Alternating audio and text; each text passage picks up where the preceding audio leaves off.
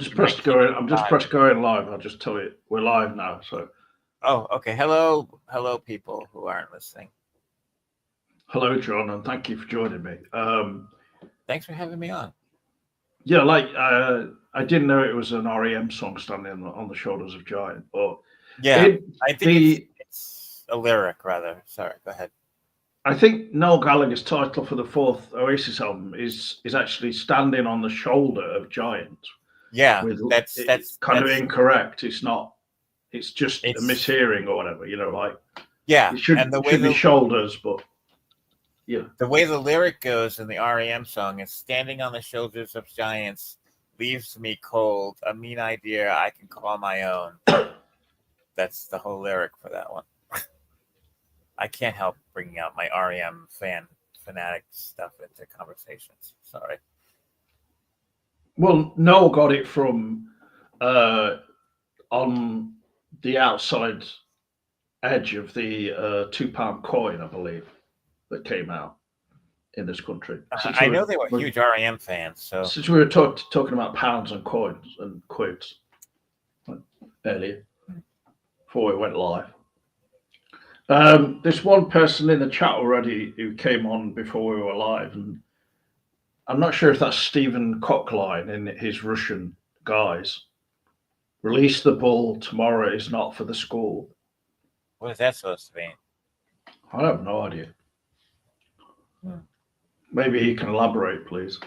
It's What are you talking about, Russian dude? well, Well, it's just weird that I don't know if that is actually. I think that's Stephen Cockline as he calls himself, but it's just bizarre that he's got like a Russian name as well as like a translation of Stephen Cockline. I don't know. maybe he's How, taking that weird drug that's popular in Russia called crocodile. I don't know anything about that. It eats your flesh from the inside out. It's pretty nasty. Well, now he's quoting an Oasis lyric. Oh, all right, whatever. Need a little time to wake up, wake up. Well, need a little time to wake up, wake up. Need a little time to hit my head. Need a little What song time is that to. from? What song is that from? I don't remember. What's the story? Morning Glory, Oh, how could I forget? Damn. All right. which is the title of the second album. But I mean, I wouldn't say that's necessarily that good a song, but it's catchy, I suppose. What And was the title of their first album? definitely maybe. That's right. Okay. I always get them confused. I always get it confused with what's the story Morning Glory. I don't want to sound Well, like a producer. the first album is more just a collection of good pub rock songs, perhaps, but with a few ballads or acoustic numbers. But or I think anyway, even though I'm not that familiar with the first album, but uh, the second one is more like Oasis's concept album in the most vague possible sense.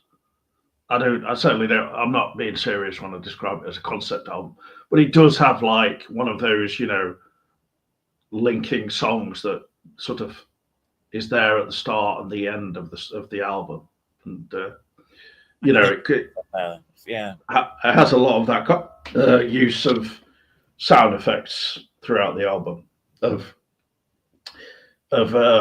grandiose elements like helicopters, like kind of like Apocalypse Now type of thing going on, Right. Right. which which just randomly for no reason it doesn't really. It's like a concept album without a concept though. It's as loose as it could be. Not there's anything particularly wrong with that. If it sounds good, then that's sure it's okay, isn't it? But it's the thing is that Noel Gallagher continued that with the third album with the first single off of it, the Do You Know What I Mean, which Yeah. which kind of encompasses the worst possible aspects, or at least showcases the worst aspects of that album, and it's like even I mean he says it himself now that he did a remastering and a kind of whole redubbed version of that song with less Do guitars. you mean remix? Yeah, remix with more orchestral elements and stuff like this. Because he said the problem with that album was that it was like 50 guitars on top of each other, and Yeah. and the whole album sounds like that's how he described it. Anyway, and it's just too much of everything. Well, it is quite loud. It is very loud. Yeah, I mean, people who like guitars and stuff, they probably could enjoy it from that to a degree, but it's still, if the songs aren't good enough, that's the problem. The thing is, I'm not, I don't like rate, say, Wonderwall and Don't Look Back in Anger as being like, oh, I really like those. Those are my favourite Oasis songs.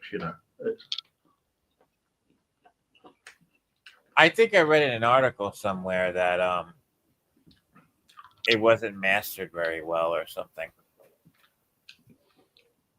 I don't know.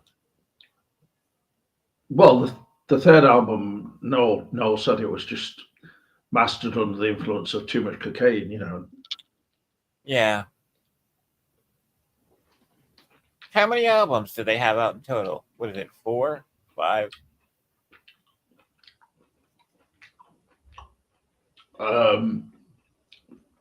Like more than 5 easily, John.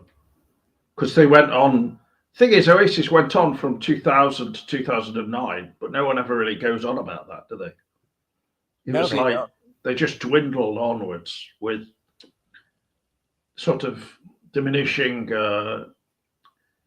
commercial appeal or critical appeal as well, maybe. But they still had some hits, I suppose. But the thing is, with this sort of reunion tour, they don't go, listen to the hits from 1993 to 2009. Yeah, they don't make a big deal. Like there was probably 3 or 4 albums after Standing on the Shoulders of Giants. Shoulder of Giants. Probably just went under the radar or whatever. Well, they still had like #1 hits and all that kind of thing. So I wouldn't say they went obscure or anything, but I hear what you're saying. I get it. It's just that they didn't stand out as much as they did initially. They just became another fixture in the charts, and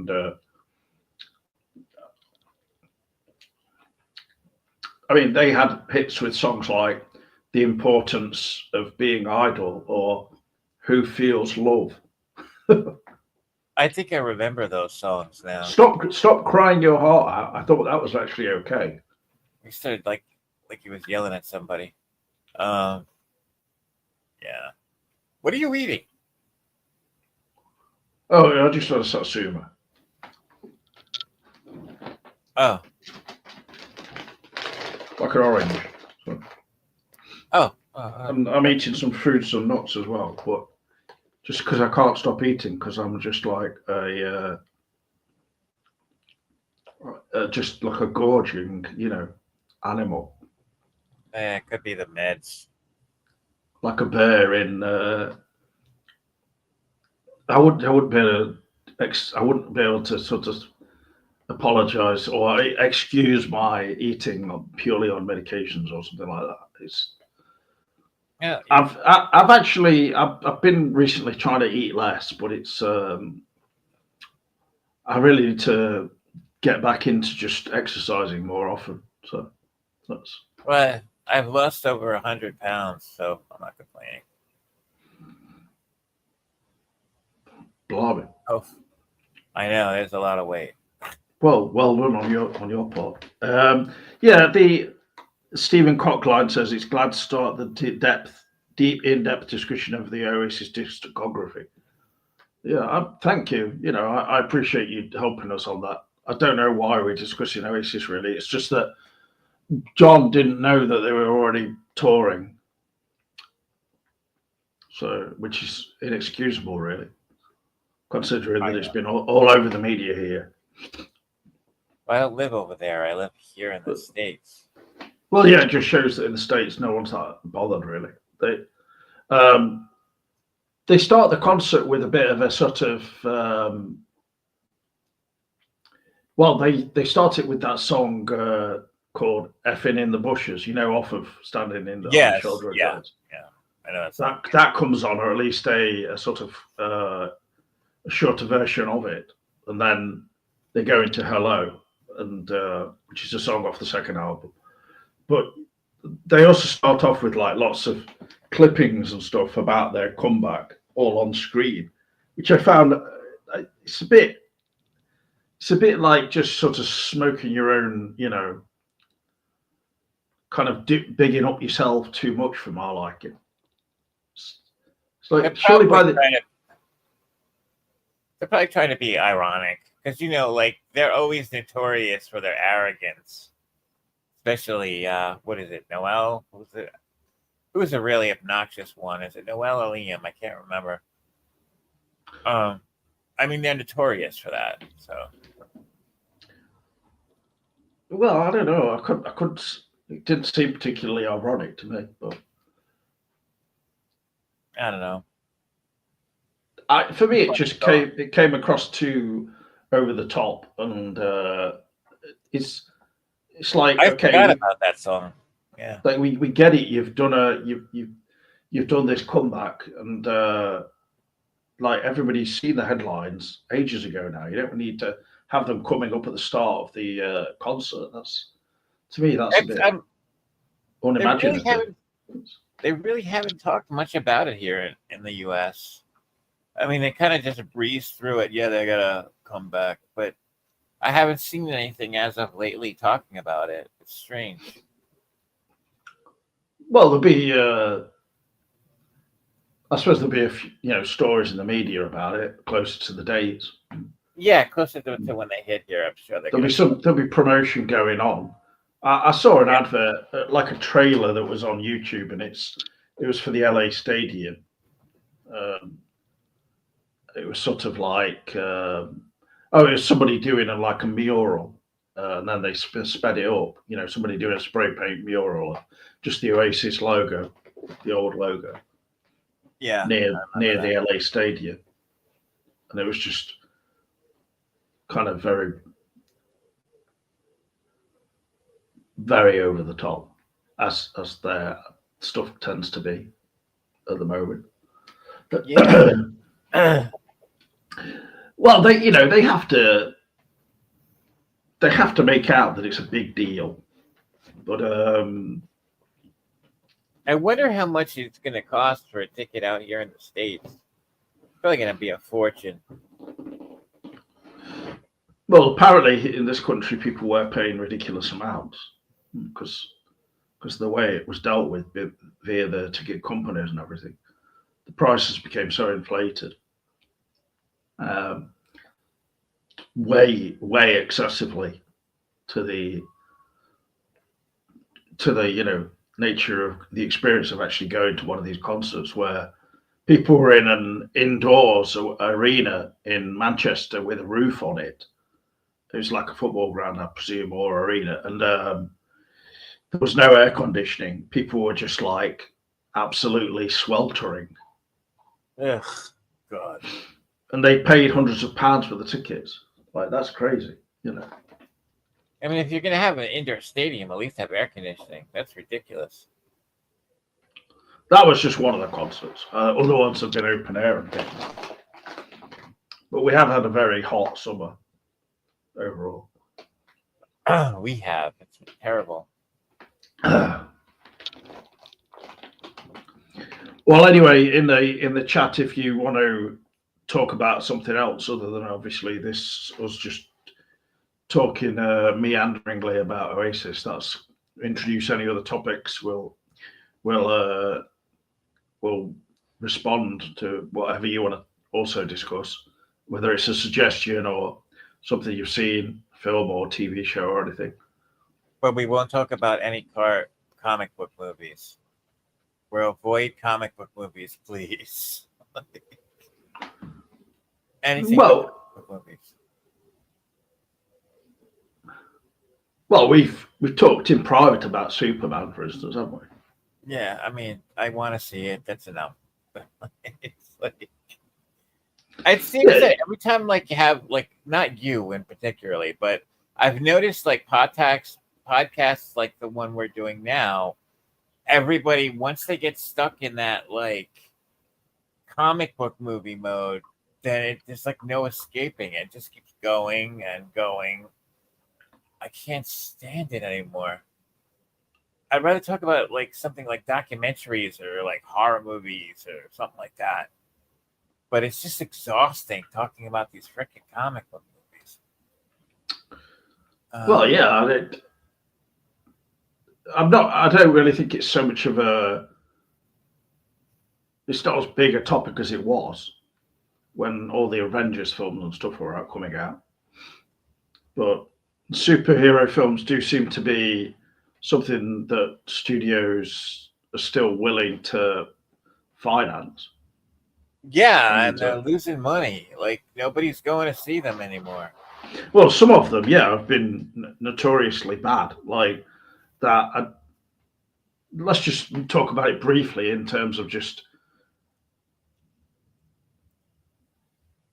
Yeah. in terms. I mean, in terms of you probably heard. Did you hear of that recent one called Craven the Hunter? Or No, I don't even know what the well, hell it is. See, that's what's so bad about it. did you hear of the one called Madam Web? That was like a real Yeah, one I heard it was terrible. Yeah, with Dakota Johnson in it. yeah, I heard it was pretty awful. I watched the first 20 plus minutes of Craven the Hunter as well, and it's got Aaron Taylor Johnson who played Kick-Ass, and he's spoken of as being one of the possible or likely new Bonds out of, not that there's going to be more than one, obviously, but out of a few selected actors. And I really hope they don't go with him, really, based on, especially how I've seen him in this film, Craven the Hunter. His voice isn't right and everything, however jacked and pumped up he looks and stuff. And that film is just ridiculous. It's basically a Marvel character, a lesser known Marvel character, and he is just a guy who's got basically he's like the Wolfman. So he can just crawl up the side of walls and has superhuman strength, and it's very violent. And the way he got that, the way in which he got his power, is depicted with him being attacked by a blatantly CGI lion, and then a drop of the lion's blood goes into his wound. That's it. And it's like I was watching it, I was thinking, this is terrible. And the CGI as well is just shite. And it's of my belief, it's something I've mentioned before on the show. It sounds probably pretty tedious to anyone watching. But I think that the budgets that some of these superhero films give out, I think that they're not true necessarily. That they're inflating the budgets, possibly, because you see, you look at the CGI and the effort put into the film, you think there's no way this cost that much. They were interviewing some producer or actor, and they said basically what they do now is they get companies to bid on how much they can do the special effects for, and they'll go with the lowest common denominator. That's why the effects look like so shitty now. I mean, but still, I mean, being CGI to death, I know. Now we don't know what's going to happen with AI because it's no longer going to be human beings writing scripts anymore. So who the fuck knows, man?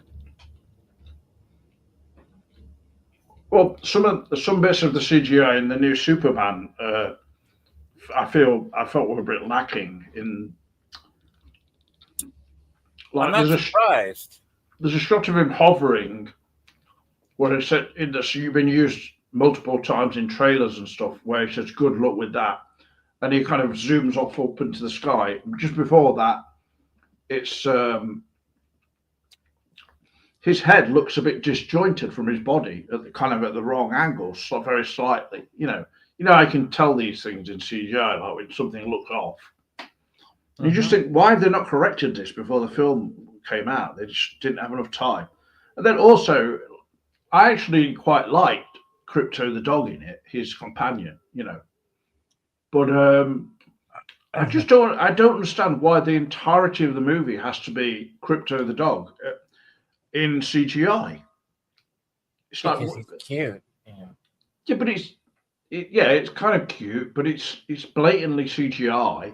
You can tell when a dog is CGI. Like if they did it as the raccoon or whatever in Guardians of the Galaxy, you don't really normally see a raccoon jumping about and behaving like a human and things like this. But a dog, you can really tell when it's not a real dog. And why couldn't they use a real dog for the majority of his scenes? I mean, well, they probably didn't want to have because there's a lot of laws they have to follow now with the SPCA. And the dog could have been injured in some of the stunts. Yeah, honestly, the thing is, this dog basically punches some of the characters and gets involved in the fights and fracas that occur within the film, which is a good aspect of the film for me. I mean, they probably just thought they were putting the dog in danger. Yeah, England have just won the Euros now, the women's. Oh, good. So we're quids in now. Well, you would be if you'd been gambling on it. Okay. This final is in Basel in Germany. Have you ever heard of Basel? On pizza, maybe. But... No, not like we call that basil. But anyway, yeah. I hate basil. It tastes terrible. It's just a strong taste to it. It's nice for flavouring vegetables or probably potatoes or something. I'm trying to figure out what I want to do for dinner tonight, and that sounds good, but I'm not ordering pizza, so fuck that. Well, pizza's just a weight gain food, isn't it? I suppose. Stodge. It's got a lot of carbs. That's the problem with it. Yeah. I mean, yeah, it's okay as an occasional thing, I suppose. I like pizza. Don't get me wrong. Maybe I'll make something. I made some last night. I made tortellini, and it was so fucking good, man. It's the best tortellini I made in a long time. Well, you didn't actually make the pasta, though, surely? Well, no, I boiled it, and that was a lot of effort. Well, I got a pasta boat. You know what a pasta boat is? It's where you can put the pasta in the microwave and make it like that. Oh, okay. It cost me $6 on eBay. It's the best damn investment I ever made. Sounds good. Sounds easier than boiling it. I don't have the room in my kitchen to use my stove. So I have kind of this block over it so I could store more stuff in there. So I was like, well, if I want to boil water, how the fuck am I going to do it? So I was like, the hell with it. I'll just get another one of these things. And it's a lifesaver. So that's my story. And I'm sticking to it, damn it. Well, let's not try and lose any potential audience that could come on this by just talking about Oasis or tortellini. Well, we were a hodgepodge of conversation here. Well, yeah, I think one thing that we often have mentioned during these videos in the past was the state of sort of modern cinema and everything, and I think there are films out Yes. there that are good to watch. Foreign films, possibly, it can be of interest. But also, it's really a mixed bag. There's foreign films that come out that are not very good, for instance. It's not. But in terms of American films, it there doesn't seem to be so much of that middle ground of films that might be of interest released through kind of mainstream Yeah. companies and things as much as they used to be. Nowadays, everything seems to be um, too split between big mainstream releases like these kind of superhero movies that still exist. Films like F1 with Brad Pitt about Formula One racing, which I I went to heard it see. was. Uh, I heard it was terrible. Did you see it? Yeah. I saw it in the cinema, and I mean, it's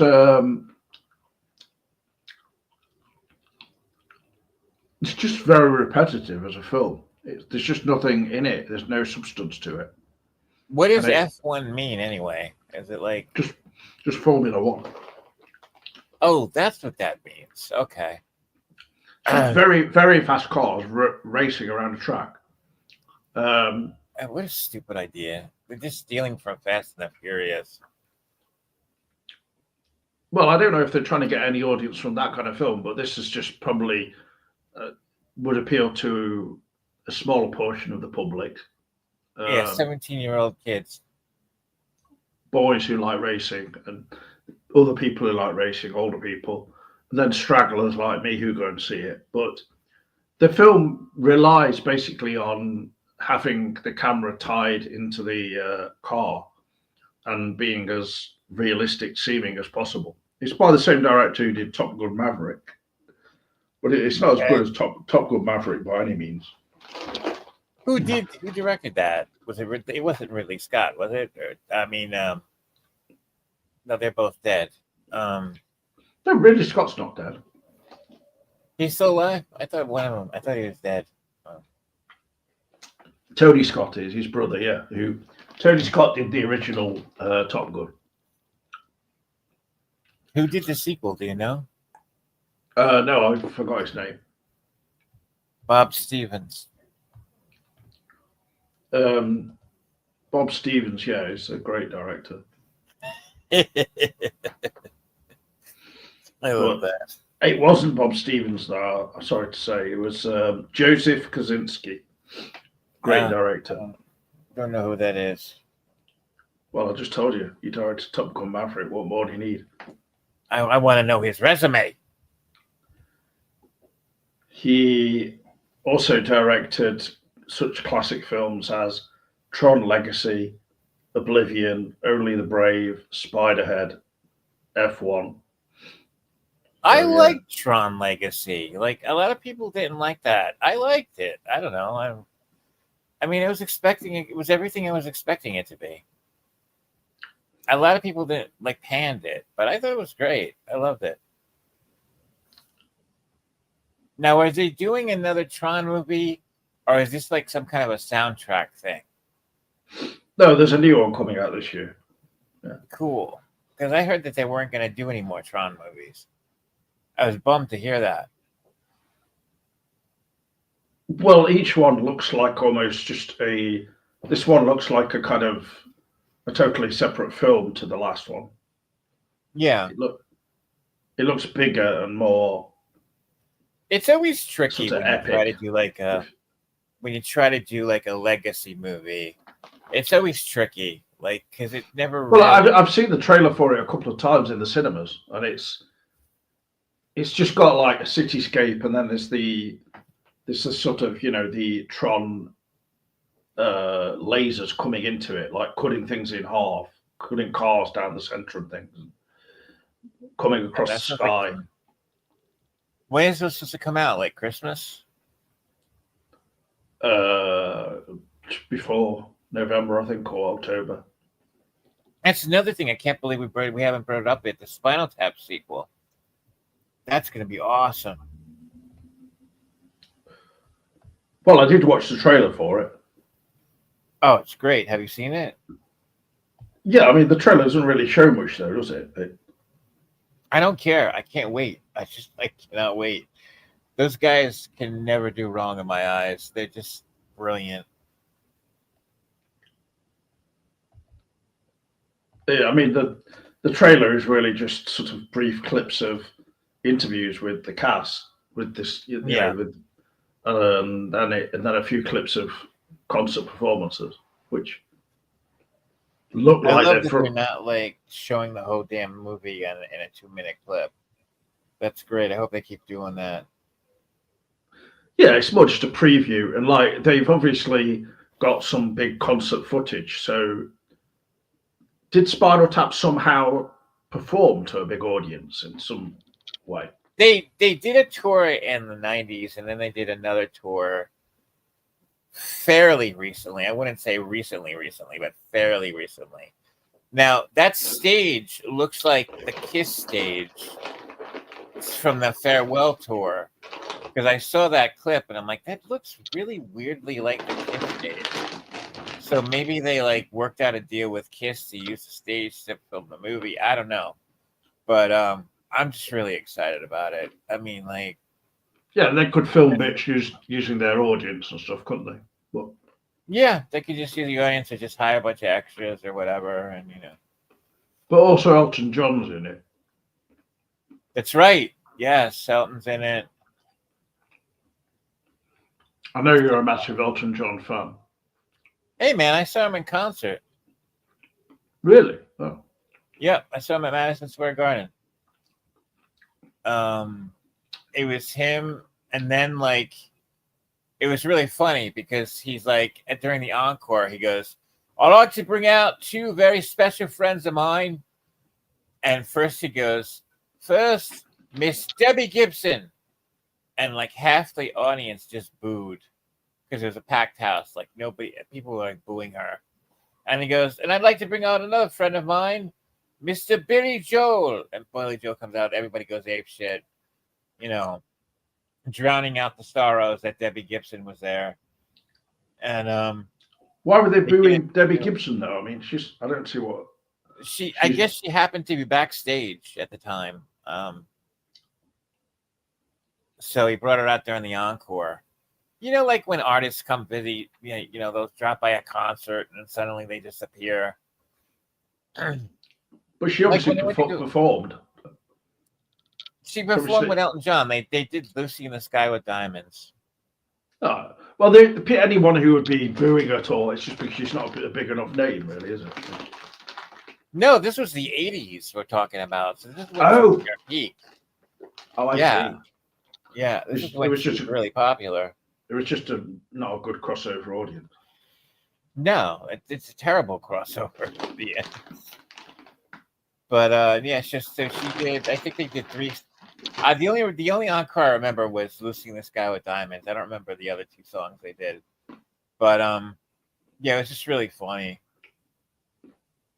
And then shortly after that, I think they started in the '90s. Elton John and Billy Joel would go on tour together, and they do these tours.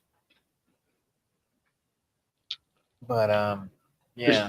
The new Tron film is called Tron Ares. Or What does that mean? I don't Is know that what it like a means. sign? Ares, right? No, that's not how you Yes, spell Ares. this Okay. actually means they've missed a bit of the title out. It's like somebody who's somebody who can't spell or read, and Oh, it really? means Okay. the title is Tron Ars.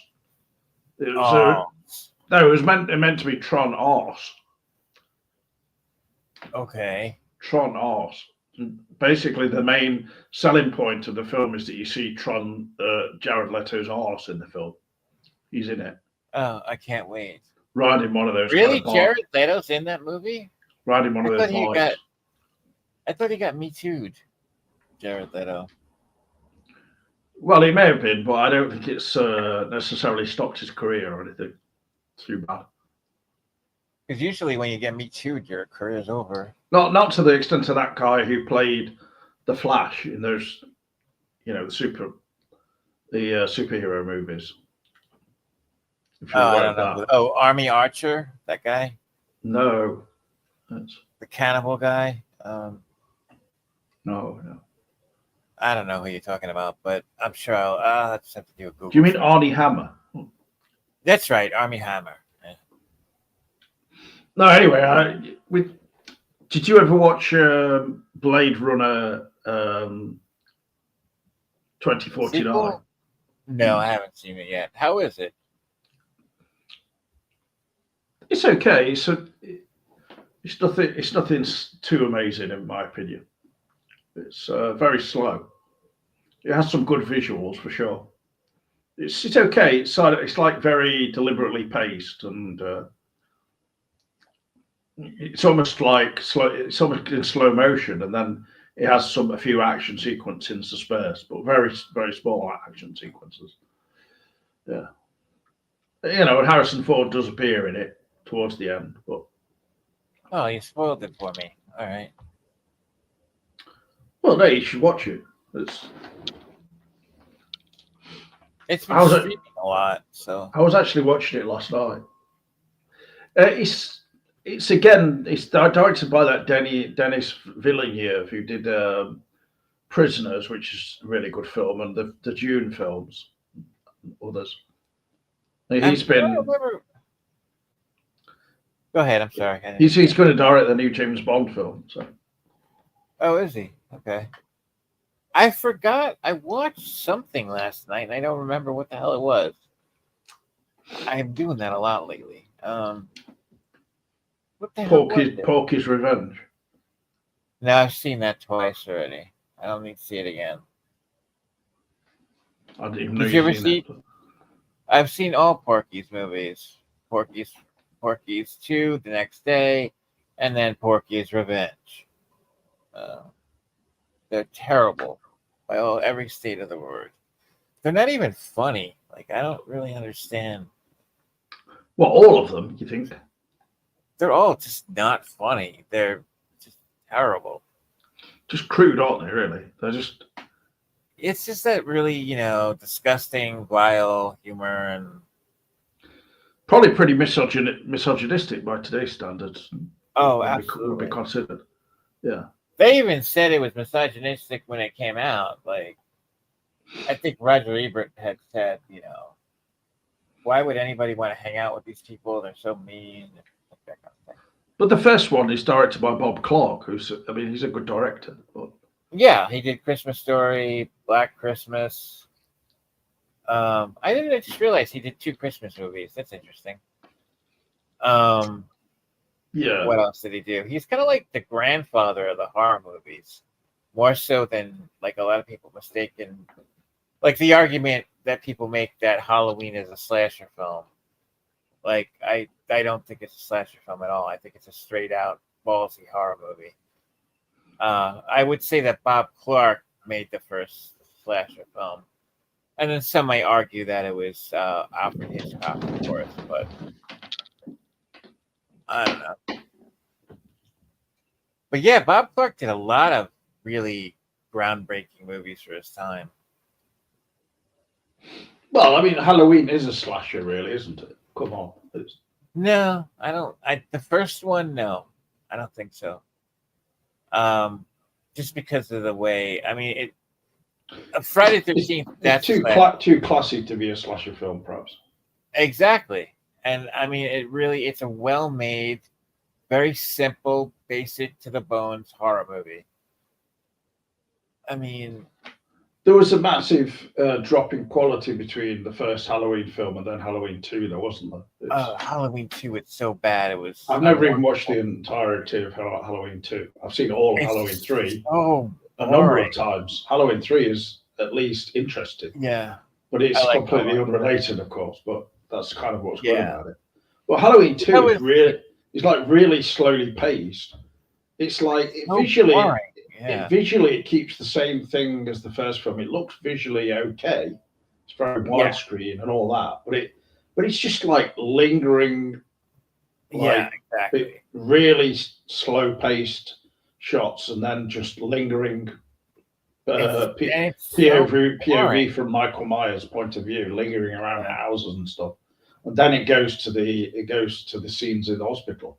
Like basically, Jamie Lee Curtis's character is just isn't she just consigned to the hospital for the entire Yeah, film? she's in the hospital for the whole fucking movie. And it feels a bit like she's just like special guest almost. It's just That was a long night. I mean, like, you know, it just kept going and going. Have you ever watched Prom Night? Because Of course. she's in that, isn't she? But yeah, she's in that. It looks like it's shot through a fog lens because it's just a foggy looking thing. that was I a low budget film. That was. Oh yeah, I like how It seemed really amateur. I just started watching it and I was ready to enjoy it. Yeah, but it really lost my interest. It felt like a really low budget effort, you know. Prom Night 2 was actually pretty good. Now, mind you, I haven't seen it in like 30 years, but Prom Night 2, Hello Mary Lou, Prom Night 2, that was actually better than the first one, in my opinion. Anyway. Yeah. But it was better made and, you know, it had interesting a bit of a slicker. Yeah, you know. Just more commercial, yeah. Which is funny because I would assume they probably had a bigger budget for the first Prom Night. I don't know. I doubt it. I'm probably wrong, but yeah, Prom Night was awful. I don't think so. Yeah. Prom Night almost looked like an indie low budget effort, you know, and it just happened to have Jamie Lee Curtis in there in it occasionally. Yeah, but very sloppy and, you know, and tedious as well. And then like she did Terror Train. Oh god, I can't sit through that movie in its entirety. I've tried so many times. Well, I think like in the 80s, Jamie Lee Curtis basically did every film she was offered. And so, I mean, that explains the huge differences in quality. She kind of went on record. She's like, "Look, you know, I needed to work, you know, so," and that she did. I'm still watching the football. I've got half of these females in the team. They're really not very tall. I don't really know. Like, are they supposed to be short? I don't really know anything about football. Are you talking about soccer, obviously, right? I don't think women have to be really tall to be good footballers, do they? So I don't know. You're watching basically what we call soccer in the States, right? Yeah. Okay, I just wanted to double check Well, I think actually they may just have been giving medals by a very tall guy. That's probably just average height. I like your reasoning behind that, James. That was very funny. He's very tall, not them. But no, half of the girls they really look quite young. So yeah, I don't know. That was probably because they are. Stephen Cockline could probably confirm that in the chat. He's gone very quiet, which is worrying me. Maybe he's watching the game and whatnot. We should probably just sort of go straight into just talking about Twin Peaks non-stop, and that'll guarantee people watching. Oh, joy. But the only problem with that is you don't know what the hell I'm talking about. So. No. Have you even ever watched Twin Peaks or? I watched a few of the episodes of season 3 when I tried to do that podcast with you guys, and I just lost interest. How did you watch them? Because it was on Showtime. On my laptop. What, you mean you subscribed to Showtime for a bit? Yep. Or did you watch it illegally? No, I don't. I'm not into that stuff. I'm too paranoid. I watched it on. I just paid for a Showtime subscription, and I watched it then. Well, good on you for doing that. But the thing is, if you probably are not familiar with Twin Peaks before seasons 1 and 2 and stuff, I don't know how easy it would be to follow or to kind of get into season 3 in a way. I don't know. It's pretty out there. Honest, I'm really not into it. I tried. I did. I made the effort. Well, the way the stories went and the way that it sort of had a variety of different stories and locations and things, maybe it was a bit much for you. I don't know. No, I see. See, that's where I love stuff like that, where they have layers upon layers of stuff and whatever. But I don't know. I couldn't get into Twin Peaks. I mean, I love Blue Velvet. It's one of my favorite movies by David Lynch. Um, I've seen that a couple of times. I haven't seen Mulholland Drive yet. I have to see that. What's the other David You Lynch? probably enjoy Mulholland Drive, I think, but I think people will enjoy it because it's quite it's like a contained Lynch film, and it sort of it has a coherent story to it to an extent. Yeah. Or I don't know, maybe they like it because it's got Naomi Watts in a major role, her first major role, really. That's the role that kind of set her off on a path to all sorts of films. Showcased her ability as an actress. Yeah. Maybe you prefer Lynch when he's got a bit more focus. I don't know. I thought that really you would enjoy Twin Peaks: The Return in the sense of it being directed all by Lynch. So, well, I mean, of course, I love that. I love Lynch. Don't get me wrong. I just I don't know. Maybe it was just the mood I was in. I have no idea. You know me. I'm such a moody bastard. So I don't know. I mean, I like shows like I loved White Lotus, Hacks. It's another show that I love. Hacks is great. I think you might like Hacks. If you haven't seen it yet, it's really good. I watched some of the first season of The White Lotus. Have you watched all seasons of that?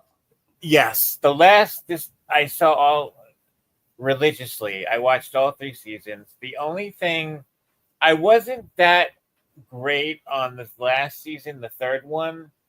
I mean, don't get me wrong, I kind of liked it, but I don't know how I really feel about it. The other 2 seasons, the first 2 seasons, were amazing. No complaints. I thought they were incredible. But the third season, I kind of had problems with. I just thought it was a little too much of a slow burn. This latest season had that scene that people were making a big deal about, where the guy admits to some kind of unusual sexual behavior. Do you know what I'm talking? Who's the actor in it? Is it? It's not Kevin Bacon. It's is it? Are we thinking about the same series? Because The White Lotus, where they're all on an island. They're in a seaside resort, aren't they? Kind of thing. right. Yeah. I don't remember anything about sexual behavior, like molestation or something. No, a guy just talks about his unusual likes and stuff that he's been up to. Yeah, that only happens for 3 minutes in the show. They forget about it. Yeah, it was just supposed to be a bit of a surprising moment for some people, anyway, viewers. Yeah, I don't remember that. He says he likes being treated as if he's a little, like a female or something. Oh yeah. Oh, now I remember. Okay. Yeah, they didn't really pay much attention to that. It's like they kind of forgot about it in the rest of the show. You don't ever see him get dressed up or anything like that. And it's just a bit of a non sequitur, just sort of. Yeah, it's completely surprise moment. Yeah. Yeah, it was just. I think he was just put in there for surprise sake, because I don't remember him getting ever dressed up. But what actor was that? I don't remember. It was, and I should, because I just watched the damn thing. I know the only actor that I know that was in it was Patrick Schwarzenegger, Arnold's son. Oh, okay. And they brought the black lady back from the second season, and she's great. I love her. And let me see, who else did they bring back? And they brought somebody else back, but it wasn't like a. They brought back Sam Rockwell and another actor whose name escapes me. Oh yeah, Sam Rockwell was the guy who does that. Is in that scene. That's what I was talking about. Yeah. Oh, now I remember what you're talking about. Yes. Okay, because it's when they go out of quote unquote out of town and they go into what was it, Bangkok or something, and he admits all these. He confesses to him that he likes to dress up in women's clothing, and then he also enjoys having anal sex. He bottoms for men. That okay. Yes, now I remember. Yeah. Okay. Because that's when they went. I hope this isn't a spoiler. I don't want to spoil it for anybody. But that's when they went to go out and shoot that guy. Remember, and he confesses all these things to him, and one of the things that he confesses that he likes to dress up like a woman. Yeah, I don't think I that's a mean, spoiler. it's nothing very shocking for anybody who's aware of such peccadilloes. Or I mean, Sam Rockwell did a great job disguising his accent. I mean, I'm always impressed when British guys or actresses, for that matter, are able to disguise their accents. We Americans can't notice it. I think that's amazing. why? What accent does he have in the show?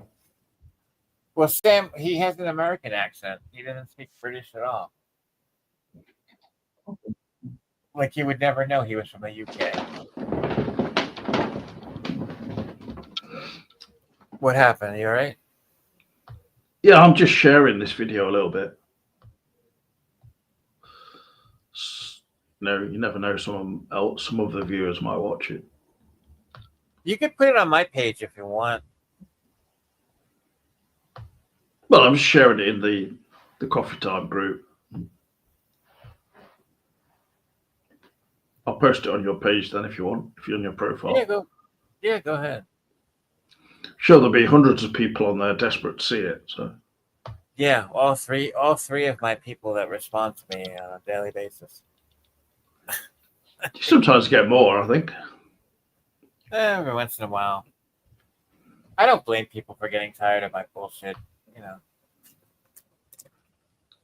I am a little bit cumbersome. Don't worry, I'm not tired of your bullshit.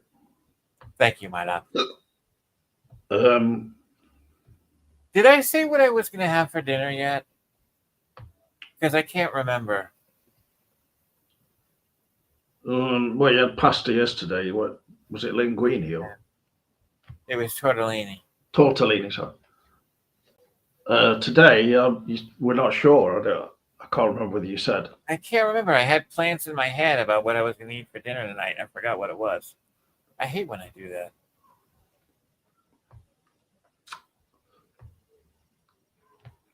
I mean, from American sort of indie films, I've seen a couple recently. I saw one called Sovereign, which stars Nick Offerman, that actor. I only know him from Parks and Recreation, really. Okay. And Jacob. I'm sorry, I didn't. Is John Cusack in that? No, I'd never even heard of the film, but I just found it and watched it. It's Jacob Tremblay's. It's this young actor who's known for that film Room with Brie Larson, where they're kidnapped and put in this very small room and they have to survive and stuff. But anyway, he's older now and he plays this young son of this man who's homeschooling his son and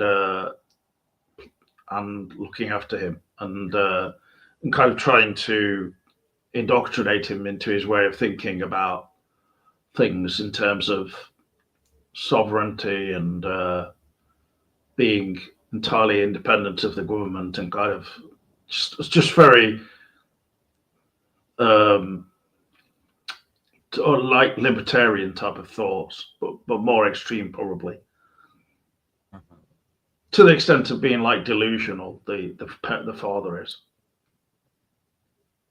It's like they've got bills to pay and the mortgage and things on their home, and the son says, you've not even looked at these bills, like you've not even opened these, etc. The son opens them and stuff, and he says, the father's like, if I've not received them, then then it doesn't account, basically. As in, just because he's not opened them, this means somehow that he doesn't have to look at them and doesn't have to care about them. It's just a strange film. Strange film. Oh, okay. So like it's Sovereign Citizens is what they're spoofing. You heard of Sovereign Citizens, right? Yeah. Okay. Now I get it. All right. Well, his dad basically he kind of ekes out a living traveling around and taking his son with him, like as a sort of like a financial advisor, and in that kind of whole ethos, sort of ranting at people and stuff, and then they offer donations and things. So it's a bit like a kind of like going around like a preacher almost, you know. And they go around in like these white suits.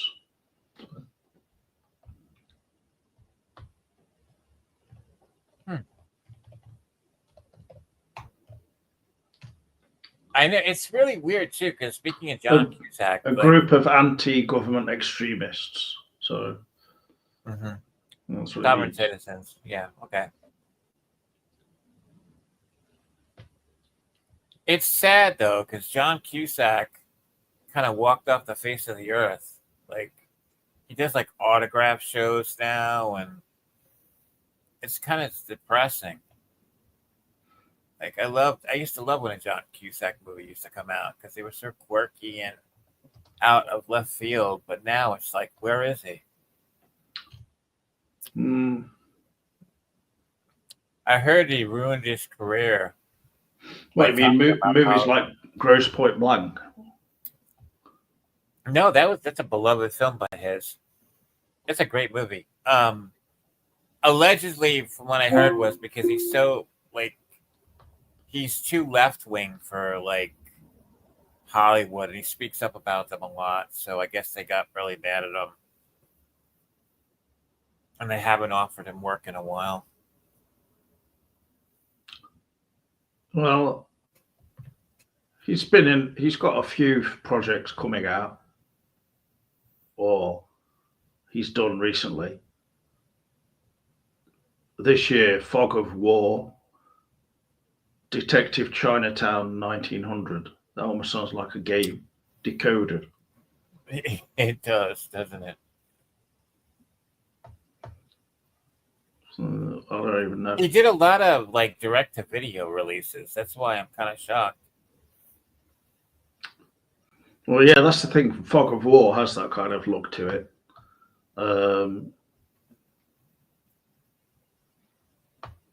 Detective Chinatown. I have no idea what that is. A lot of actors do ads as well, don't they? Especially when they go to Japan and China. That's where they get paid the most.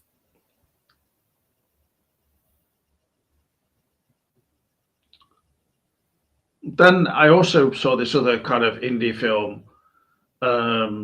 Yet it has Paul Rudd in it. And then the actor or comedian who's in that show, I Think You Should Leave, on Netflix. This film's called Friendship, basically. Friendship, sorry. I haven't heard of that one. Again, it was just a bit of a curiosity. I wasn't particularly enamored of it though, just as I wasn't with Sovereign, really. So it was like it was kind of supposed to be awkward comedy, but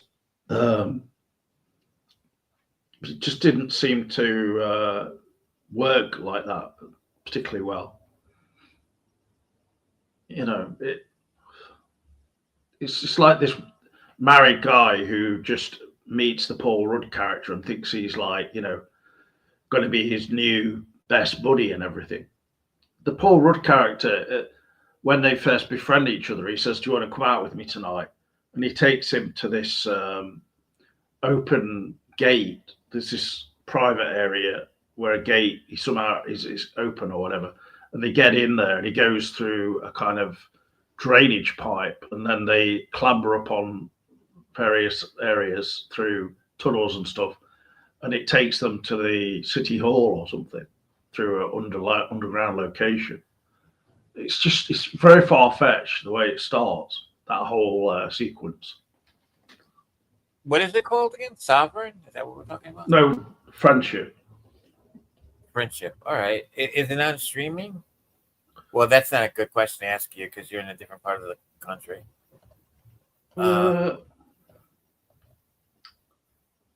Tim Robinson and Paul Rudd.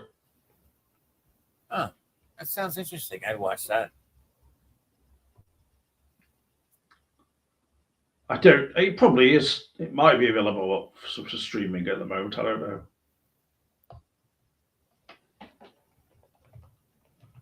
I'll just see if it is here.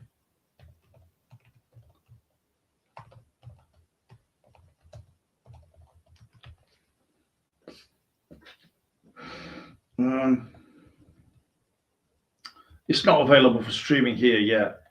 It's only just had a cinema release. So. Oh wow, must have been very limited in cinema. It's only really it's here. It seems to have only been released to independent cinemas. Last week it was on my local indie cinema, but I found that I could watch it online actually. You know what I can't get enough of? I did watch it via legal means, but I'm obsessed with the Canon Films documentary. I'm obsessed with that. Have you seen that yet? Well, yeah, that crosses into some of the things we were discussing before, like in our private conversations, very private conversations. Yeah, I've seen that Canon Films documentary. Yeah, I can't get enough of it. I've seen it like Canon and Globus Films, wasn't it? Golden Globus. Yeah. Sounds ridiculous, really, but as a name of a company. But yeah, they were just. I mean, they made some absolute, just stone cold classics, really. Oh God. Yeah, we talked about the Death Wish movies the last time we had a talk. I don't.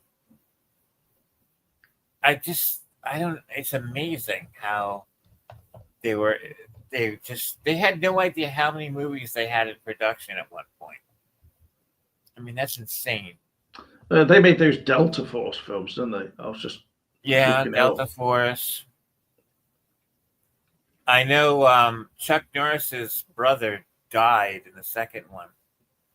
In real life, a stunt went wrong and he died. I'm surprised they didn't mention that in the documentary. Really? Yeah. Yeah. His brother was a stunt guy.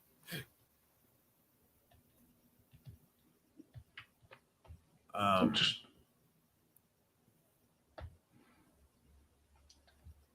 looking up the Canon Group on Netflix, Wikipedia. I mean, so just trying to find a list of their films. I think the guy's supposed to be working on a third volume, but there's a book volume set about all the Canon movies, and I have the first two novels. I think there's a third one coming out soon, or the guy's at least working on it, and he covers every single Canon movie ever made. I mean, the book is like so thick, especially the middle one.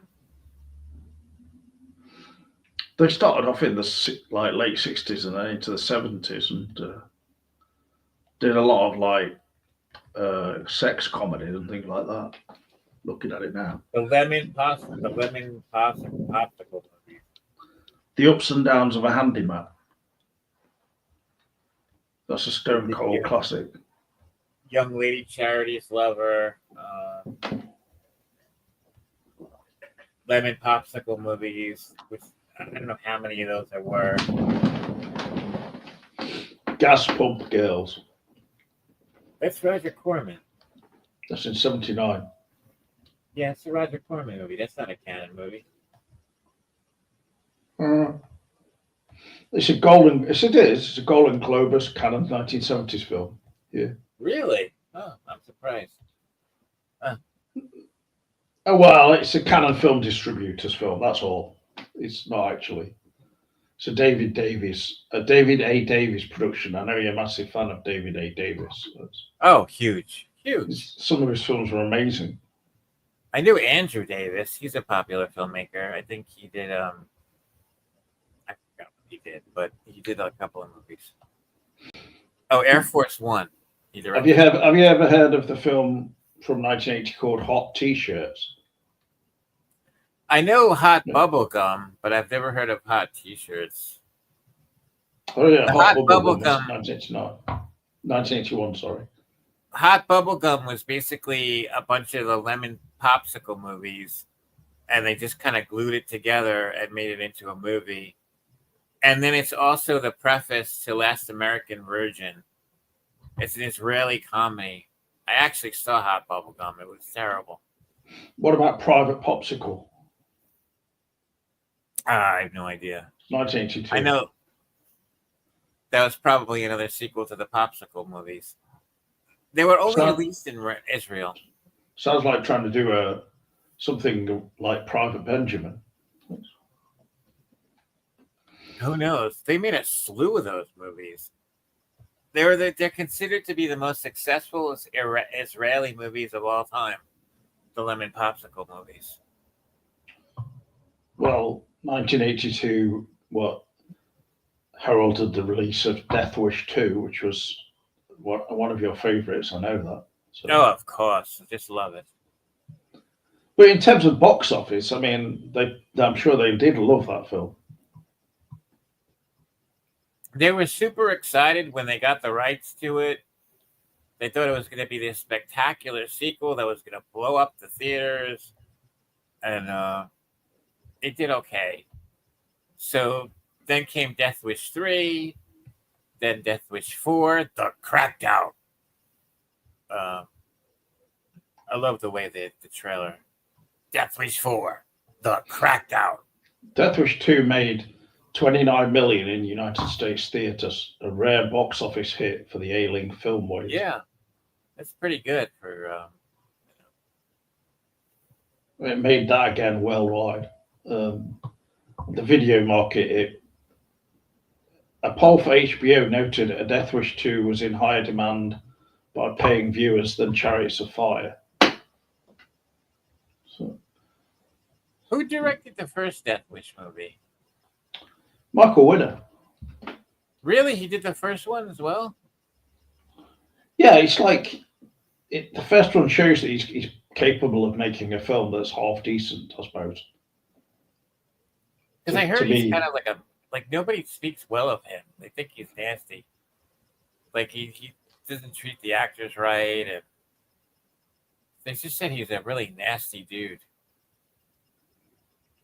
Well, he's dead now, so. Oh, well, I guess I'll be nasty to myself then. Don't speak ill of the dead, please. All right. No, I mean, I'm sure that's true, probably. But I'm sure he was a bit of a dick, but yeah. I mean, the stories they mentioned in the documentary about him are pretty nasty.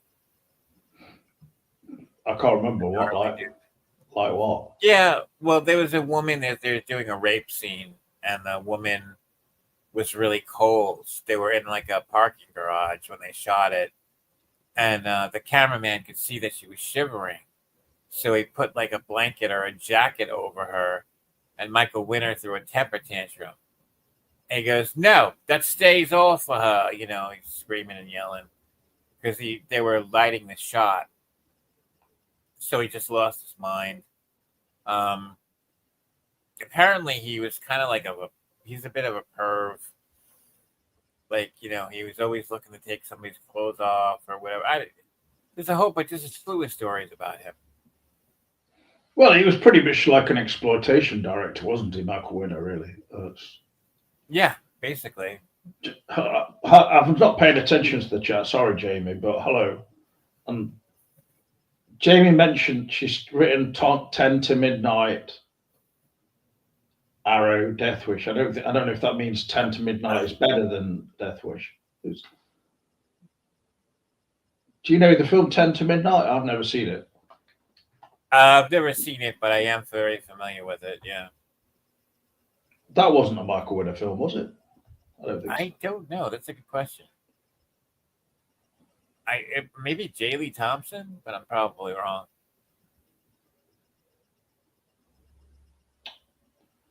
What's this? I'm just reading something here.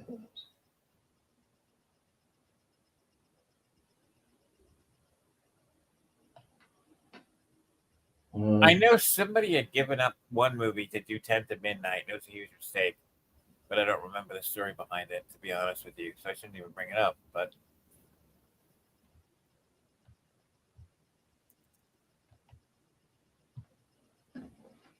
I was just reading something about the soundtrack to the film, Death Wish 10 to 2. Midnight. Oh, yeah.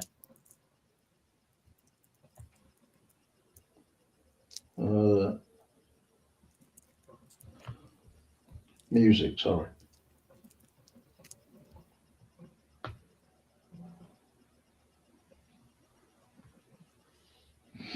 Oh right, yeah. The opening credits are the song is by Jimmy Page. No shit. Wow.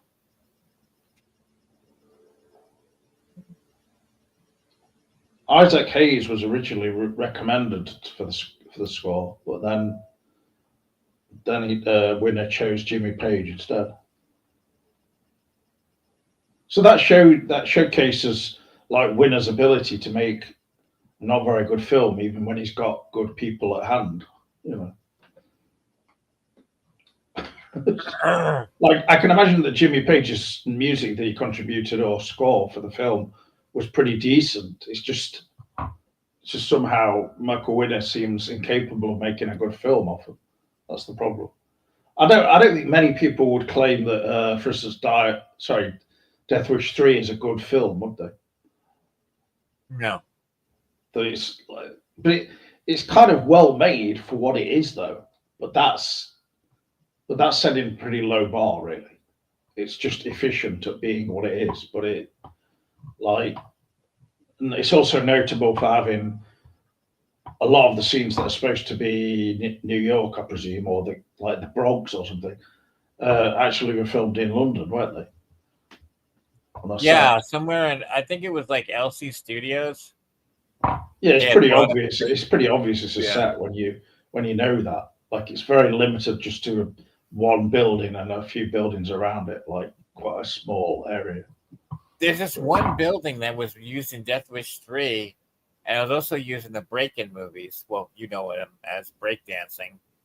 Um, and there's a guy, he's doing his dance right outside, and it's so blatantly obvious. If you saw Death Wish 3, it's the same damn building. Um, and I think they used that building for like a series of stuff, different movies. I mean, it's how cheap they were. It was unbelievable. But for one of the breakdance films, they went and filmed it in London, though. Yeah. That was probably the sequel, is it? Breakdance 2. Breaking 2, Electric Boogaloo. Okay. Personally, I think Beach Street's a much better movie. Oh yeah, it's a lot better, much better, isn't it? It's far more gritty and seems like based in something realistic. It's got a real feel of New York about it, hasn't it? Because I shot it in New What? York. Yeah. But I remember seeing it at the cinema at the same time as when um, breakdance breakdance one and they were called breakdance here and breakdance two electric, not breaking. Because if you were called breaking, people don't know what they don't understand what it means. You know, 10 to Midnight is directed by J. Lee Thompson. So I was right. Holy shit. Okay. I don't know if is that also a Golden Globus or Canon film? Probably Canon Yeah. film. He's a Canon film director. He did Fire Walk with Me. I think he did a movie called Nate No, you Hayes. mean Firewalker. Not Fire Walk with Me. I'm sorry. Fire Walker. Fire Walk with Me is the Twin Peaks film. Yeah, I know. I know. That Firewalker did influence Lynch a lot. Yeah, I'm sure it did. He also did a couple of horror movies. J. Lee Thompson. I can't remember the titles right now offhand, but and he did another. Oh man, what was the other one he did? Did he do the? Did he do King Solomon's Mine? Did he direct that? Well, it makes sense. That came out around the same time as Firewalk, didn't it? Yeah, because allegedly they shot King Solomon's Mines and Alec Quartermain back to back. These films were like staples at the cinema where I grew up. So. Yeah. You were lucky though, because you lived near all the Canon movie theaters. I didn't really have any Canon movie theaters near me. Oh, I never made that connection.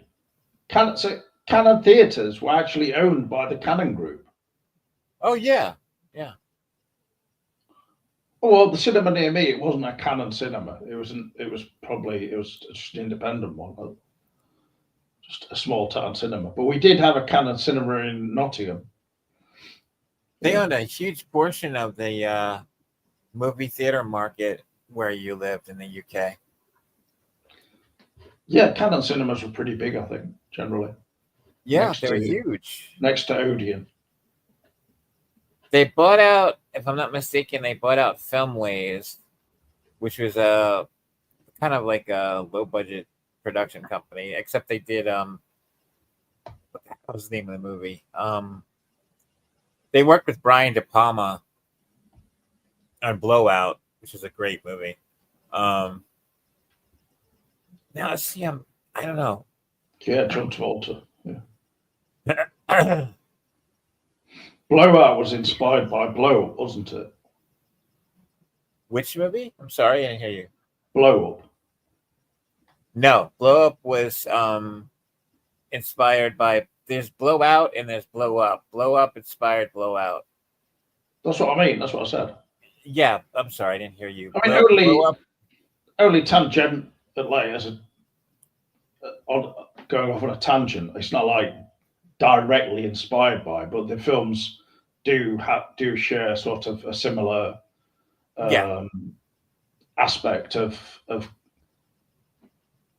kind of focusing on it's more obviously in a sound aspect in Blow Out, whereas in Blow Up it's like focusing on a photograph.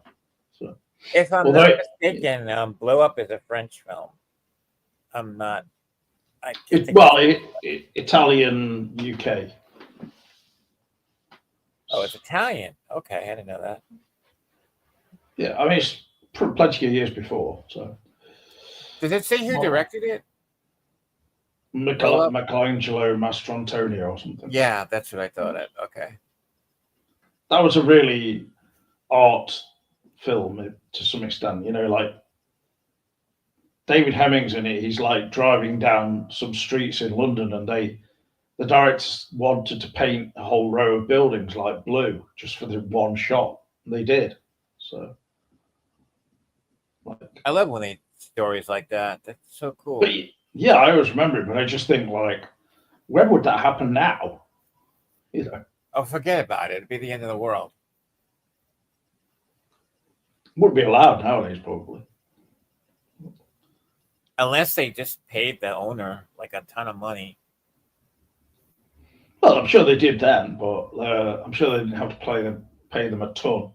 They were probably properties that needed a bit modernization anyway. So it kind of portrayed swinging London, didn't it? And that whole thing, and had shots. Oh, are you not familiar with Blow Up? No, I'm very familiar with Blow Up. I know that. Oh, you don't know so much to be behind the scenes. I don't really know that kind of thing. There's a book called Your Face Here, and it features films from The Wicker Man, Blow Up to Trainspotting, and more modern films, and also Get Carter, for instance, things like that. Okay. And kind of it focuses on the locations, of the films, and because obviously the location in Blow Up is very important, isn't it? That park in it. It's called St Marion Park. I went there in Greenwich in London, and in the book they start talking about kind of ghosts in the park and things like that, which kind of it seemed a bit far fetched, but I'm open to anything almost. I mean, they talk about also the park having its own um, microclimate and about feeling a warmth coming out of the earth and things like this. Well, you know, I'm not sure how like factually true that kind of stuff is, but I think it's based on some reality. But I don't know.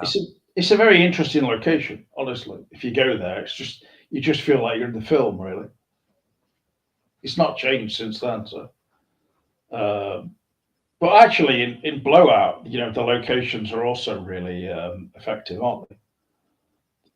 Especially from Oh that. yeah, they're great, man. Especially that opening shot, which I mean that closing shot, which he basically stole from Hitchcock. But when you know the fireworks are in the background and Isn't that more at the end? yeah, it's the very end of the movie. I think it's Yeah, in the but red like I zone of mean, the the whole movie. start of the film is like based around the whole sequence where there's the shooting and the car goes into the water and everything. I mean that it's all Yeah, really so great in terms of its location and just the way it's shot. I'm right. Is Brian De Palma still alive? I believe so. I mean, I know he retired from filmmaking. I wish he didn't because I loved his movies, man. He was fantastic.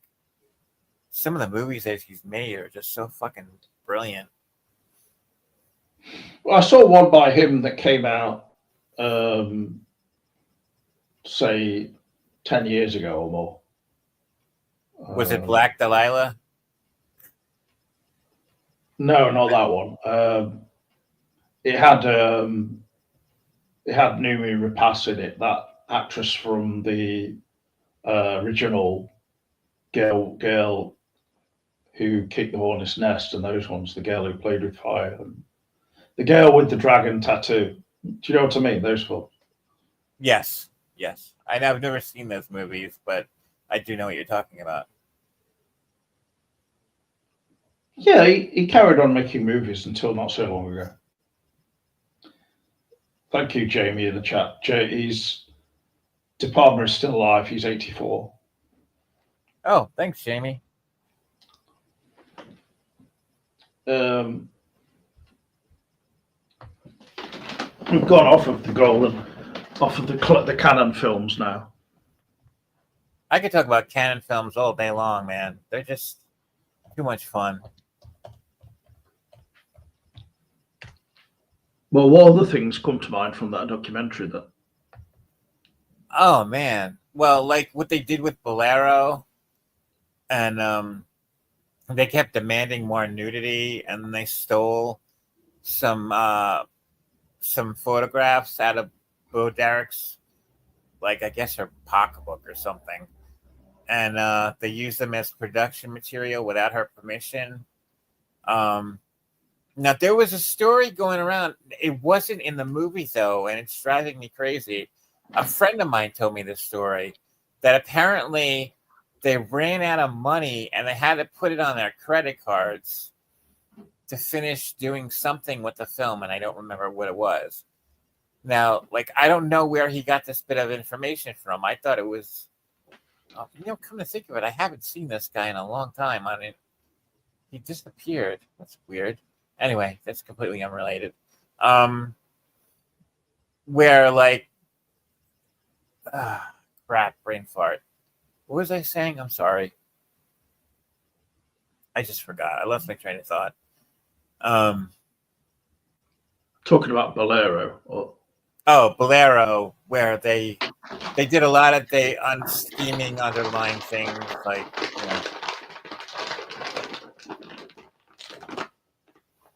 What do you say? Sorry. What you're making rattly noises. Sorry, I've got some nuts in my hand here. Got some nuts, do you? Not that kind of nuts. Bloody hell. I knew you were gonna say that. You're making Well, me hungry. I didn't intend it in that way. Now the Bolero thing is just basically they stole a bunch of pre-production production photographs, and they stole it so they could print it in the newspaper of Cannes, because Cannes has, and they were trying to promote the film, and they didn't give, and Bo Derek didn't give any. Do you mean like nude pictures of Bo Derek or something, pretending Oh that yeah, they're pretending that they're in the film, but they're nothing to do with it, really? no, they didn't pretend that they were in the film, because I mean they produced the film. They were just doing it So for they were, promotion, they were trying to promote it, just trying to get people's attention. and they're according to Bo Derek, they're the ones that insisted on blanketing the film with nudity, because I think it was originally released with an X rating, and then I don't know, they finagled a way to get it unreleased or something like that. I don't really remember the story, but they were big. I could never really understand the appeal of Bo Derek personally, but then too much. I thought she was beautiful. I thought she was gorgeous. She's very tan. But... Yeah, that's true. She was very tan. Is she still alive? Yeah, I think so. What is this? Is this a new thing of checking if everyone's still alive? I don't know. It's just when we're talking about old movies, naturally the question is going to come up. Okay. I'll not say there's anything wrong with that. That film I was talking about in terms of Brian De Palma, it's called Passion. That is his second to last, his penultimate film, and then he did one in 2019 called Domino. Oh, that's right. I forgot about Domino. I never saw it, so I'm not going to. The Black Dahlia was 2006. Passion was quite a decent film, sort of more of a little film. The Black Dahlia was his dream project. He wanted to do that movie for decades. And it looks like, from what I saw of the Black Dahlia, it looks like it was shot on a video camera. It looks so cheesy. I only saw a few minutes of it, so I didn't really bother with the rest of it. But I'm pretty sure it wasn't filmed just on a video camera. No, I don't think it was either. It just kind of looks that way. It's got that feel to it. I don't think he would stoop that low. Maybe you've got a bad transfer or something of it. Yeah, I don't know.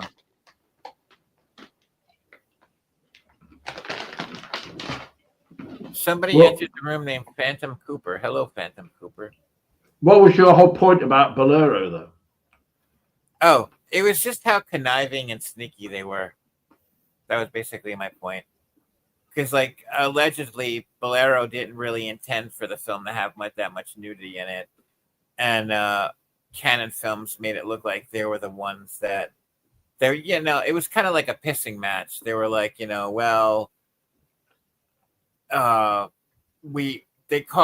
Canon called them very unprofessional, and that's why the movie didn't succeed and all this other bullshit. I mean, they were kind of grifters. They were kind of grifters, really. They threw a lot of money away on that movie. There's nothing really that compares with them now, there is there? As far as I'm aware. It's like, but they were trying to make big films, really, weren't they? At some point. I think Life Force was their biggest movie, in terms of Toby Hooper budget. With is that why there's a woman walking around naked in it? Yes, unnecessarily for 20 minutes. Even though it's a sci-fi fantasy sort of thing. I heard the UK censors had a huge problem with that. I don't know how they were able to get away with it now, but they may have done at the time. I don't know. But they made a huge deal out of that. I might stand correct. I might be over the top. That was their biggest budgeted movie. And the only reason why I say that is because Sylvester Stallone's salary was something like $6 million, which was unheard of back then for an action star to get paid that kind of money. And so they had this kind of like domino effect now where like action stars have to get paid this ridiculous amount of money, and it was all thanks to Canon Films. So, I mean, Over the Top was just ridiculous. It's such a stupid idea for a movie. Arm wrestling. I mean, come on. Like, and that's the whole movie. Like, Yeah, in terms of Phantom Cooper's query, I did go and see the woke Superman. Yeah, so I didn't think the film was particularly woke or anything like that. That wasn't my problem with it. Johnny from past videos and stuff mentioned to me that he was not a major fan of it either. My main issue with the new Superman film, and did you see it, Phantom Cooper? Was it just it just felt a bit cheap at times. That was my main problem with it, and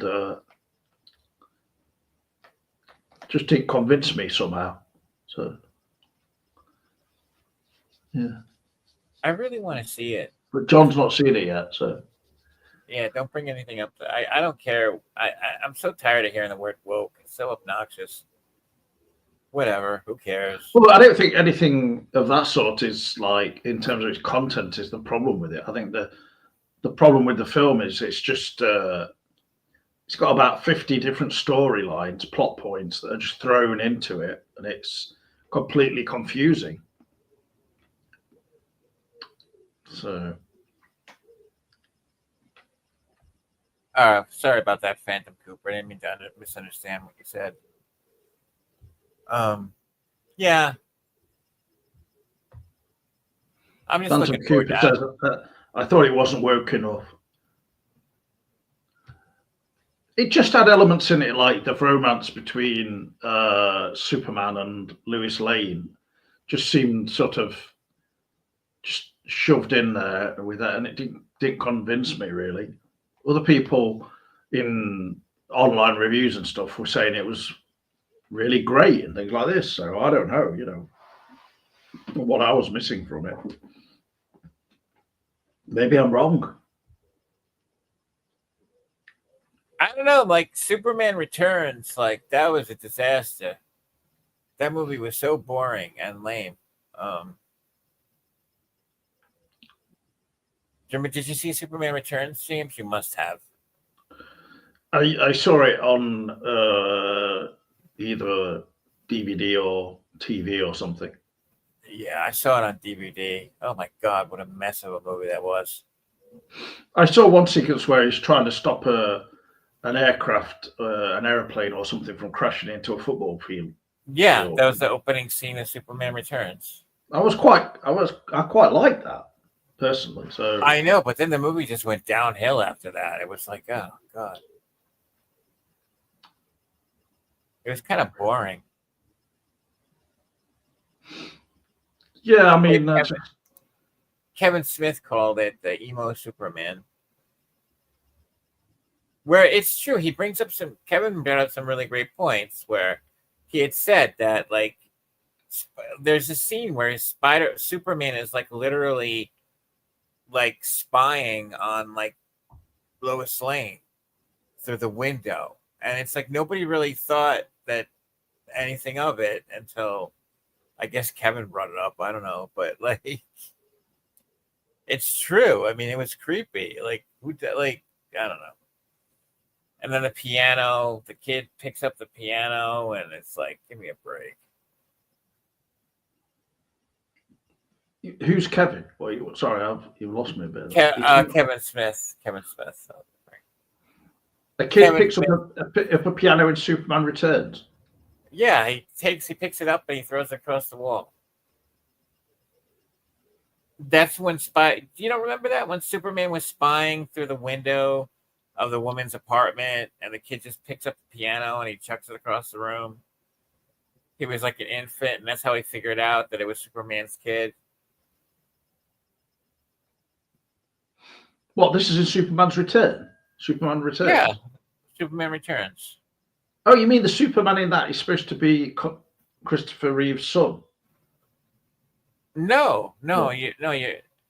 Superman and that lady had a baby together, and Oh, I like, see. Right. Okay. yeah, so that's what it was. Well, I forgot about that plot. And then the other part of the plot, which didn't make any sense either, is they take him to a hospital. Like, how the hell are they going to know how to fix Superman? Like, he was having a heart attack or something. I don't remember what his ailment was, but they took him to a hospital, for crying out loud. It's Superman. Like, I don't know. It just didn't make any sense to me. Well, I'm still interested in any of your thoughts about the Canon group documentary or that kind of topic. Yeah, sure. We can go back to talk. We're going to talk about.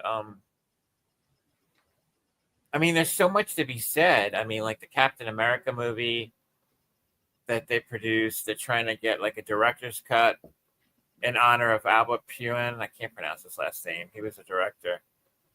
The Lambada movies. I mean, come on. No. Do you remember the Lambada movies, James? Oh yeah, of course. Yeah, I remember the first Yeah. one at least.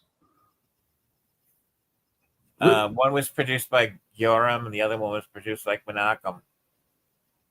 Wasn't that a kind of inspired by Dirty Dancing type film? Yeah, well, that was the name of the dance, and they kept insisting that the thing was going to take off and last. Sorry, forever. I got confused with Wild Orchid with Mickey Rourke then for a minute. No, that's all right. That's not a canon film, probably. No, it wasn't. Well, I mean, did the Lambada film do well? No, it's a huge bomb. It was the last two films released by them. But I thought they made a Lambada too. It's not a sequel. It's just a film called The Forbidden Dance. And what happened was Yoram and Menachem, they both split up. And at the moment they split up, they were both working on Lambada movies. And basically it was a rush to see who. Can I just say who it's starring? It's starring J. Eddie Peck, Melora Hardin, Adolfo Shabadoo Quinones. That's an amazing name, Shabadoo was in Breakin'. He was in Breakin'. Yeah, I'm sure. But yeah, can you imagine somebody saying, "My name's Adolfo, call me Shabadoo"? From this day forward, James, I want you to call me Shabadoo. Okay. Thank you. And then there's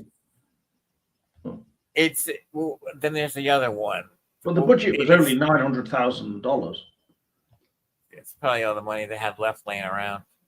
But it was actually distributed by Warner Brothers. Yeah, well, Warner Brothers brought their catalog, most of their catalog anyway.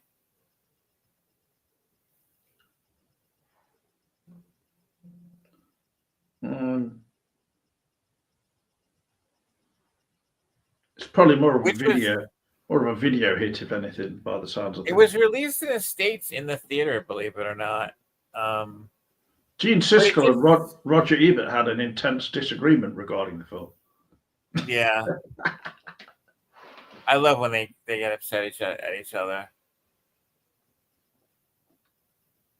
Siskel described the film as an instant guilty pleasure. Well, it was a guilty something, that's for sure, but I wouldn't call it a pleasure. But Ebert, who remarked that Siskel should be embarrassed by his opinion of the film, viewed its dance sequences as badly lit, badly photographed, and badly choreographed. Yeah. Did they mention the other Lambada movie?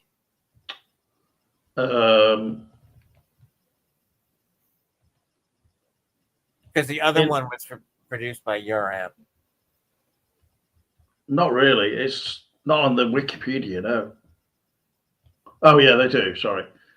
Quickly produced and finished shooting just 8 days prior to its release.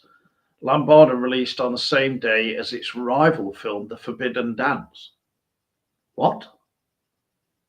Yeah. They released both films at the same time.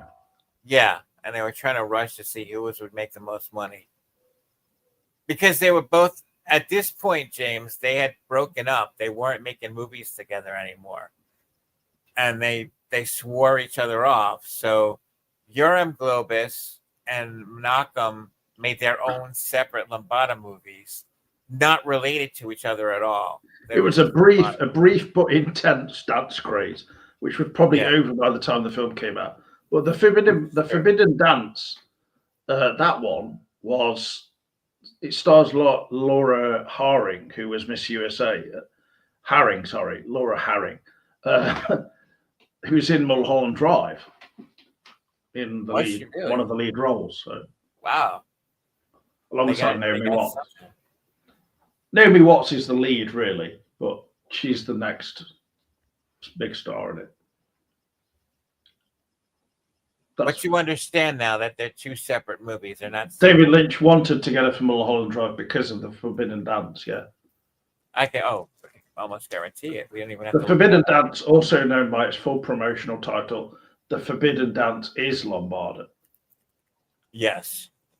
Although I thought you said it was called Lambada: The Forbidden Dance. Well, there's Lambada, the Forbidden. Wait, no, I'm fucking it up again. It's incredibly confusing. It's very confusing. Know your Lambada history, James.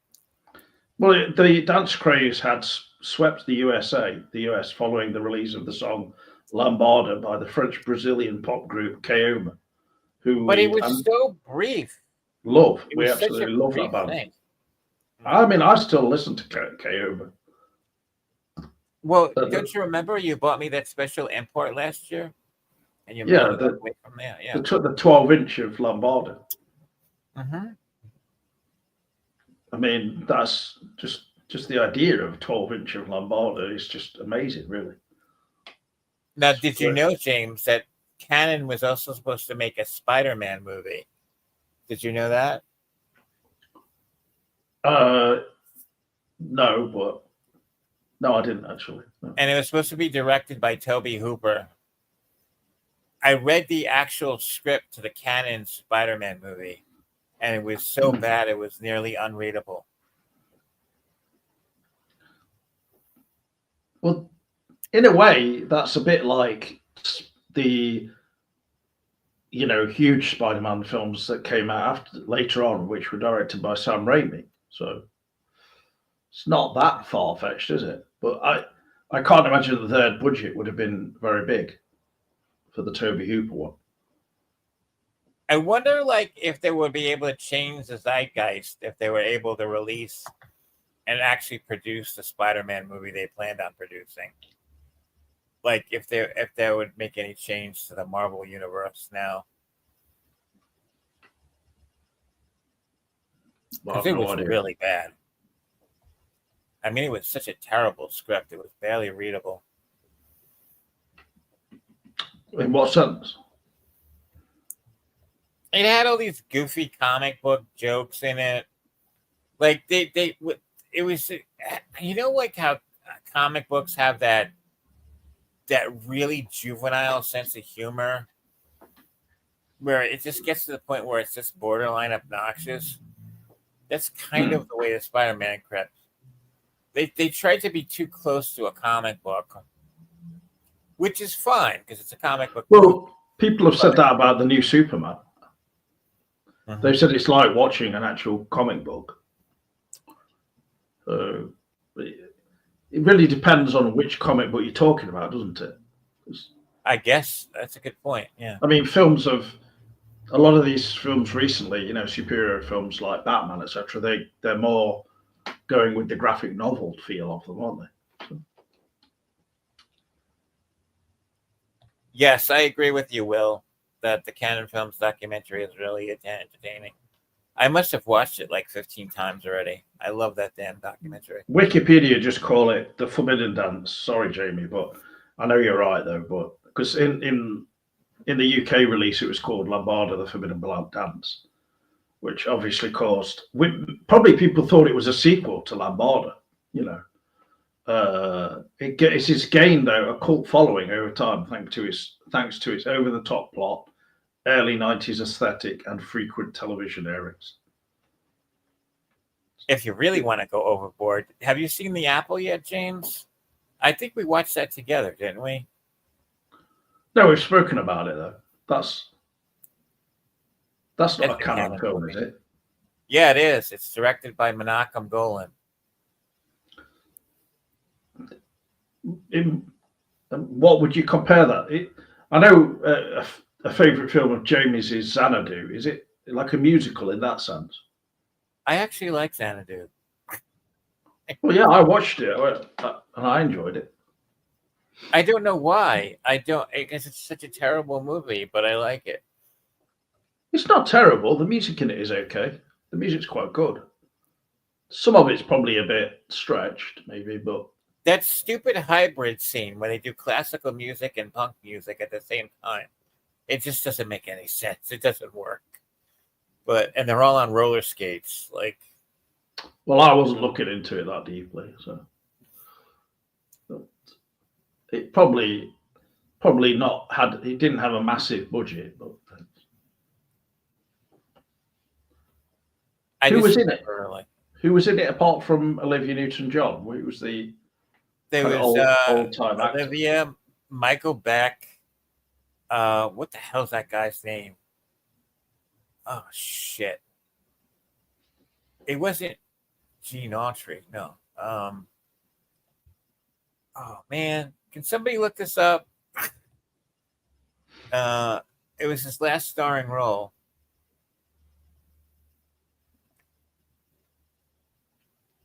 What the hell was his name?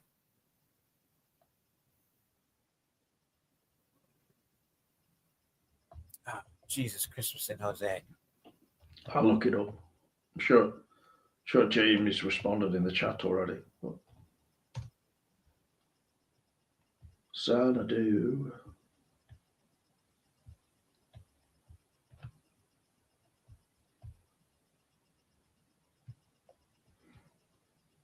Gene Kelly.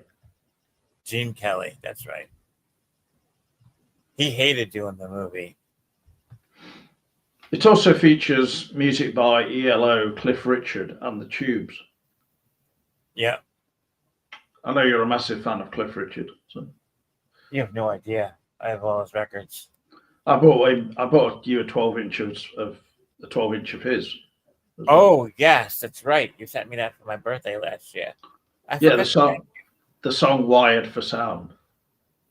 Yes, yes. And in that video, he's roller skating around a new shopping mall in the UK, shopping centre, as we call it here. Is he really?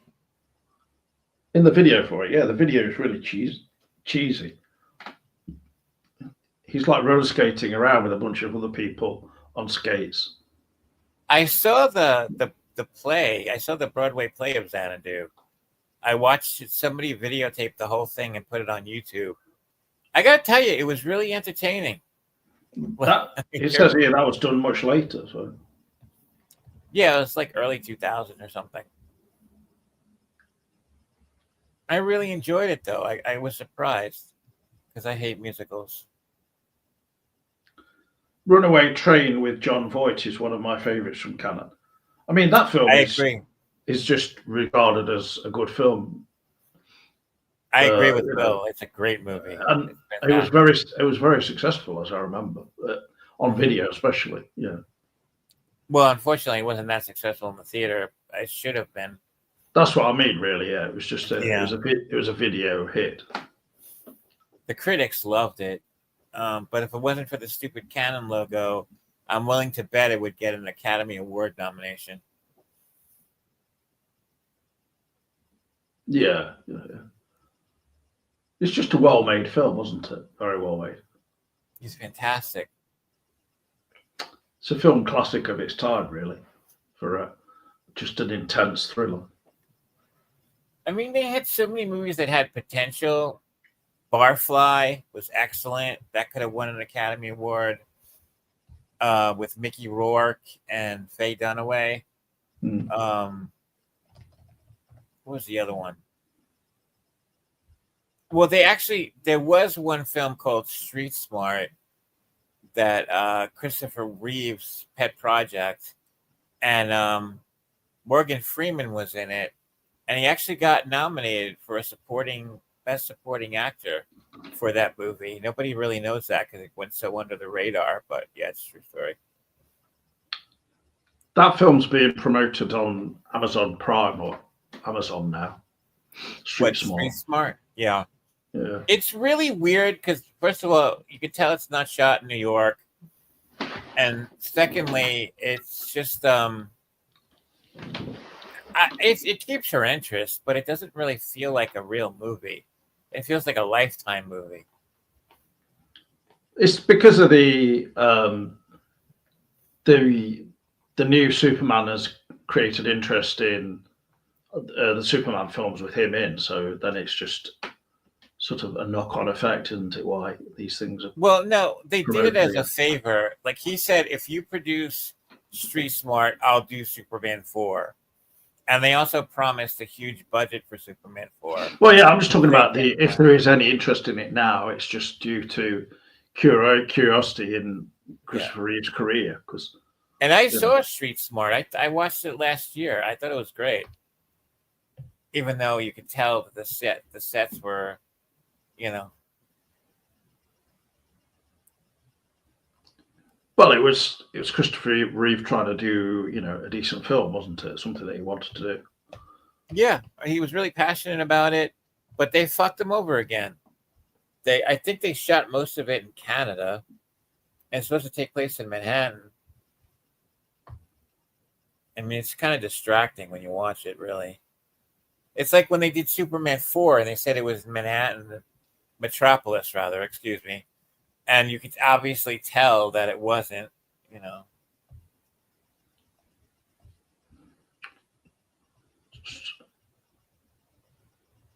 Just looking at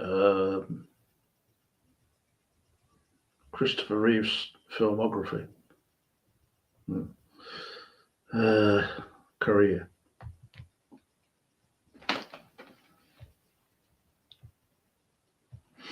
A lot of his other work was overlooked, wasn't it, Christopher Reeve? So. No, you're absolutely right. Yeah, he did a movie. I'm confusing him with Malcolm McDowell now. He did Death Trap, which I thought was pretty good. Oh, excuse me. Based on the play.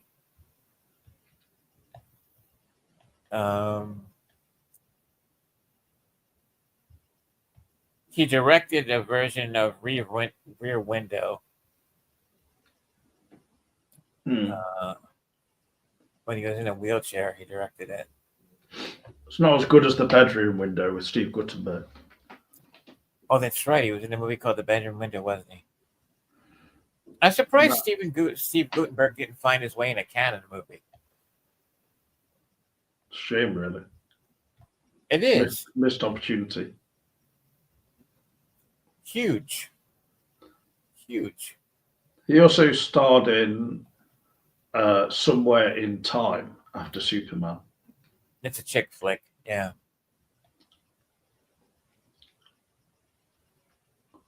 Alongside Jane Seymour. There you go.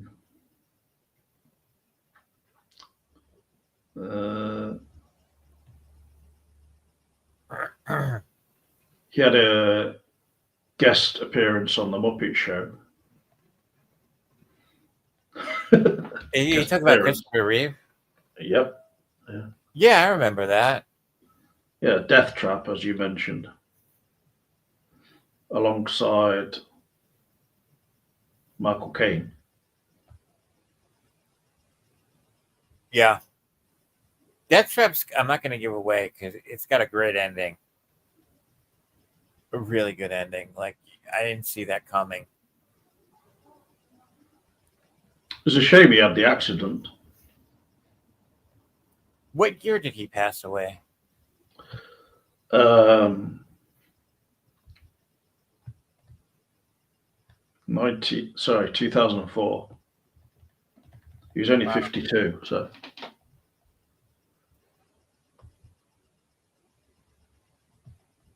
Acting credits, I should be looking at that. Oh, sorry.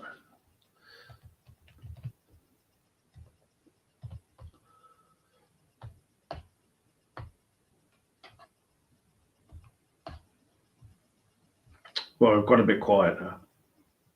No, I thought you were looking up the movie, and I didn't want to interrupt you. Yeah, I'm just looking at him. He did, like, in 1984, he did The Aviator. 88, he did Switching Channels. 1991, he made the absolute stone cold classic, Trump, What's the Deal? A documentary direct-to-video. Oh, Many people have said that's one of the greatest documentaries of the early 90s. Noises Off. He seemed to do a few great. documentaries. Noises Off was great. I love that movie. It's based on the play. In 1992, he did some other documentaries and Morning Glory, which obviously influenced Oasis. I guess so. The start of our fascinating discussion. And in 1993, The Remains of the Day, which was a pretty famous wasn't it a Scorsese movie or a Merchant Ivory film? Merchant Ivory, that's what I thought. What's what? What? Sorry, what? Huh? Oh, sorry, what are you saying about Scorsese? Oh, I thought Remains of the Day was a Scorsese movie. No, you're probably thinking of The Age of Innocence. So it's... Yeah, similar. He also did 94 Speechless, 1995 a film which is one of your favourites, Village of the Damned. I was a really good movie, actually. I like that movie. That's John Carpenter, though, isn't it? Starring he featured as Dr. Alan Chaffee. It's had problems with chafing.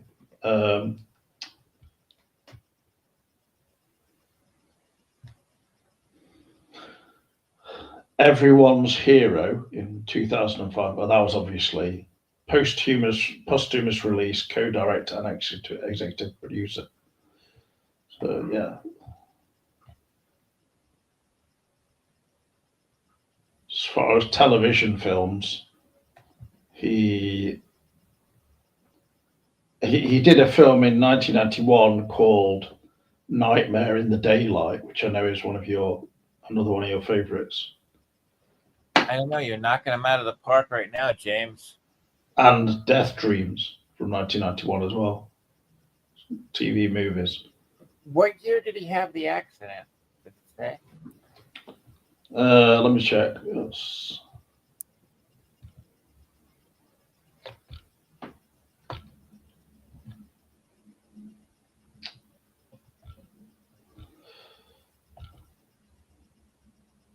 Well, you keep talking whilst I'm looking for it.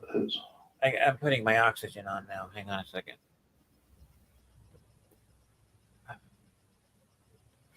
I'll keep talking in a second. Hold on, people. Others, trying to think of other Christopher Reeve movies that got under the radar, and it's kind of hard because I know he directed a lot of movies. Damn it! I hate when this happens. Stand by.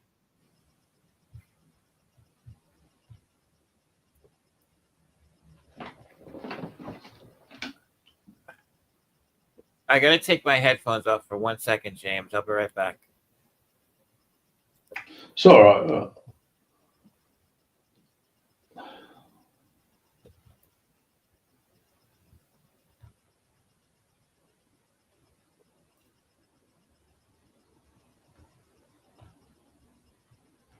I can't find what year he had his accident.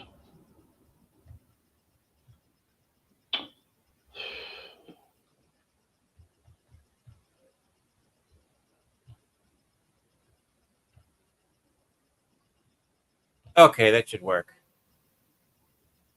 Are you still there? Yeah. All right, sorry about that. Yeah, he had he got injured in 1995. Oh, it was 95 when he had the accident. Okay. Yeah. He seemed like such a decent person. He didn't like Marlon Brando very much, though. There's a clip where he did David Letterman, and they asked him about working with about Marlon Brando, and he said that he just basically phoned in the whole part where he played Superman's father. Like he barely put any effort into their performance, and he didn't have good things to say about him. He did speak out against Donald Trump's developing projects on West End Avenue in the late 80s. So that's another thing in his favour.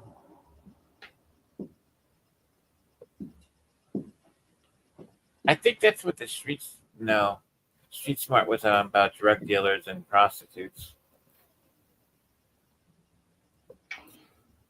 Well, are there any other things you want to talk about? We've been going 2 hours now, if you can believe it.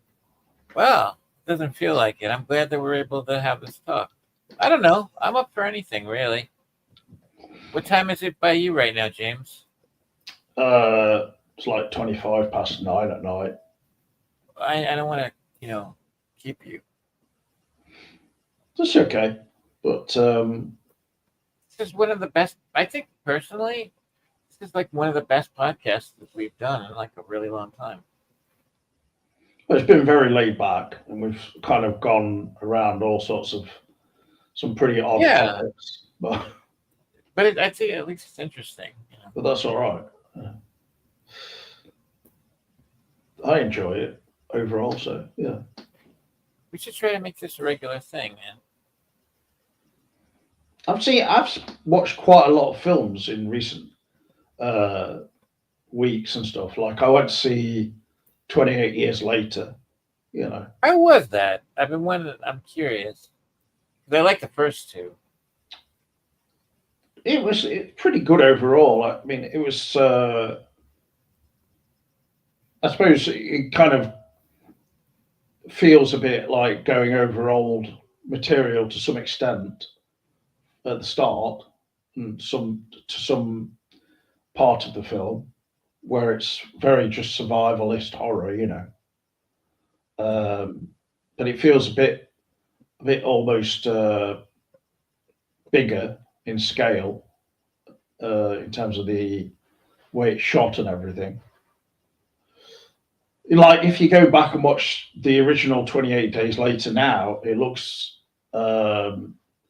very grainy and very much, like all shot on an old camcorder, but pretty basic even for the time. So, but that was the approach they went for that film, wasn't it?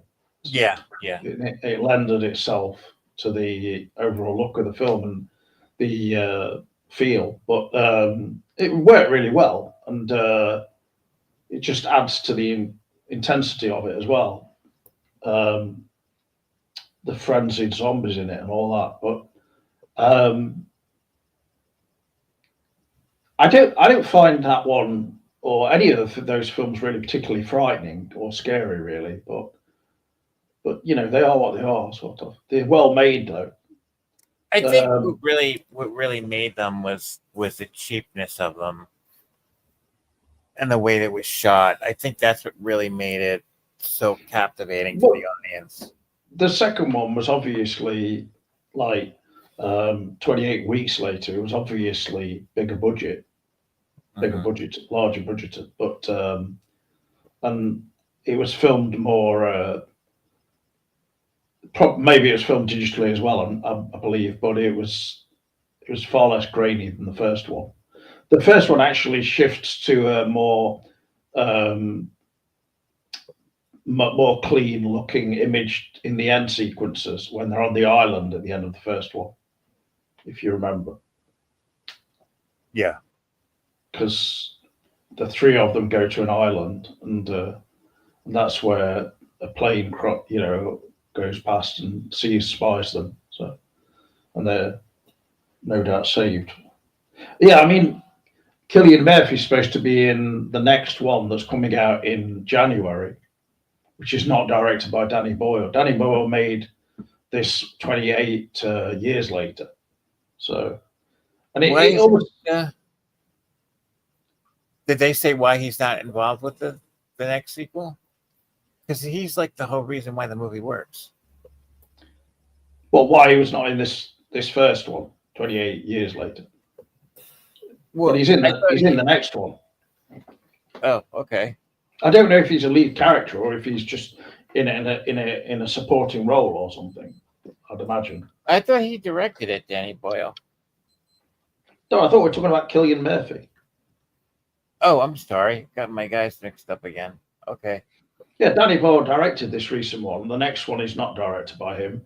But then there's a third one planned that would be directed by Danny Boyle again. But, they can be good regardless of who directs them. It obviously depends what the person brings to it. Like 28 weeks later is quite a sad story about. It starts off with the relationship between the dad and the boy. Again, played by that Aaron Taylor Johnson from Craven the Hunter. But then it shifts to the boy looking after his mother in it, played by Jodie Comer, who's dying of cancer. So, and it's just set based around them really, and it just changes into a more emotional film, I would say. Yeah. It's not focused so much on like them just running away from zombies constantly, even though that is in it. But it's not all fast running zombies in this one as well. And then it's kind of it's got these ones that are just crawling along the floor, these kind of like very chubby zombies, you could call them. Chubby zombies. They're like crawling along the floor in the woods. And they're very slow moving. But like the film's not really so much about the zombie survival aspect, because it is in it a lot, but it's not centered on that, is what I mean. It shifts focus away for the better as well. There are some really nice shots in it of like over the countryside and just epic kind of visual shots that are well done. But you could always expect that with Danny Boyle because he really knows how to make a visually impressive film. But and it's just well done overall. It does feel a bit like different films almost put together. But yeah, like towards the end when it's just the boy on his own and he's going off on his own somewhere, and this is near the end of the film, and he comes across. This is basically right at the end of the film. I'm sort of like spoiling a bit now for you, but you'll see it anyway. You'll have your own perspective on it. But this like Jack O'Connell, that actor is in it, who's a local actor for me, and they play like a group of tracksuited and gold jewelry wearing, long blonde hair having guys or females as well, who seem to be performing like kind of Mighty Morphin Power Rangers type high kicks and stuff to defeat the zombies in this end sequence that's people would describe as maybe quite wacky. But the weirdest thing about it is that they are dressed like our renowned but now despised 70s 80s entertainer in this country, Jimmy Savile. Oh God, no. Yeah, that just comes in at the end of the film, and it's like if you didn't know that this film was also going to be followed up, you'd be like watching that ending and thinking, what the hell is this? But if you actually look at the film and everything that it depicts, it actually kind of makes sense as well, because Jimmy Savile's being exposed as being this predator and everything, and that he wouldn't have happened in the world of the zombie apocalypse. You see, because they wouldn't be aware of that. Danny Boyle Really said weird. when he read that part in the script, because the script is by Alex Garland for this one, um, that was one of the things that made him kind of want to make the film. So, but it's literally just shoved just the very end of the film, and you kind of like I was watching it, just thinking, what a bizarre kind of just little ending bit. Yeah, man, that's And they're supposed to feature. They're called actually and if you don't think what I'm saying is true or anything, No, I believe you. this gang is called the Jimmies. That's disturbing. Yeah, but I think it's interesting at least. I mean, I don't quite understand how it's going to feature in the film in terms of its depiction of children in peril or some kind of relation to what was going on in the film, but the way that they're like a kind of cult as well. You only have to type in the Jimmies, 28 years later, and you'll see this picture of them and stuff, and then look up a picture of Jimmy Savile. It's pretty bizarre, but it actually works, in my opinion. I think the film will work even better as a home viewing, really, experience.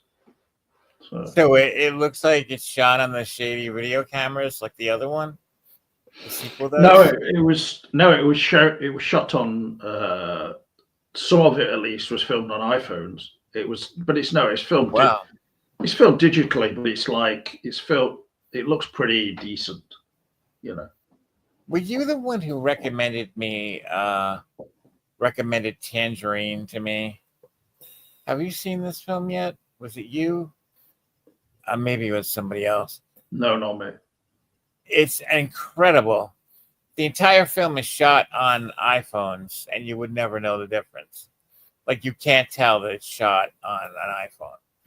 And it's a great movie if you can find it. It's fantastic. The only reason why I brought it up is from because 2015. The film itself. Yeah. It came out some time ago, but it's absolutely stunning. It's a great film. I can't bring it up enough. It's not just the filming on the iPhone; it's how the film is sort of edited and the filters they put on it and the mastering or whatever you want to call it. It's technically amazing. And then there was another one that David Fincher did. It's got one word. Why can't I remember the title of it? It was so good. Again, shot. Oh, you mean Zodiac? No, wasn't Zodiac. Came after Zodiac. It was shot entirely with cell phones, and you would never know the difference. And it was such a good movie. I remember I couldn't stop praising it. That's how much I thought it was. Steven Soderbergh did one called Unsane that was actually quite good. That's it. That's the movie. I got the director wrong. Unsane. Yeah. That was fucking amazing. She has to go into a mental ward or something, doesn't she, and stuff? Yeah, she ends up in a mental institution, and you would have never noticed that if you didn't know that movie was shot on phones. I think the initial shots in 28 Years Later of this group of all blonde children, sort of, then the blonde group at the end, and but when they're in this sort of, they're in inside a cottage or something at the start, and it looks a bit hazy, but that's part of the way it's been filmed. No, it doesn't really reflect on it being shot on an iPhone or a digital camera. It's that's a choice, because then the film doesn't look like that all throughout. You can tell it's shot digitally, definitely, but it's they've made it look as good as they can within that kind of scope or manner of filming, for sure. Yeah. There's some camera trickery in it and things like overlaying of different backgrounds and from a vantage point and stuff like that that work really well.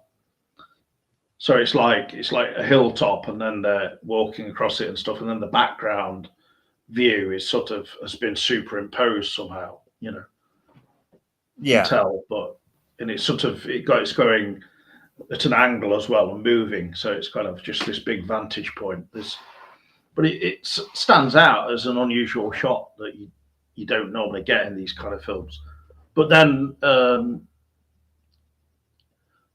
one film that was really well made was Civil War as well. That's a good one. Oh, I saw that. Yeah. Yeah, that was well done. And did you see? I think we talked about this. 1917. Oh yeah, yeah. That was 1917 is fabulous. good. Yeah. 1917 was sort of like it's like as if you're watching one just long take. Although of course Yes. it uses a bit of trickery to. Yeah, he did a good job hiding. There's a few joins in there and things, but there has to be, you know. It's really well done. It was fantastic. I was really impressed with it. Yeah, I forgot a little bit about 1917 actually. Yeah. I actually bought it on Blu-ray. I liked it so much. Or 4K, one of the two. Have you ever seen Dunkirk? Yeah, no, I haven't, but I'm really curious about it.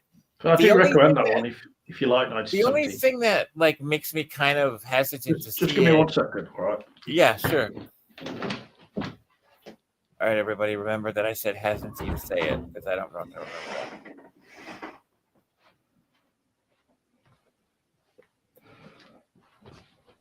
that.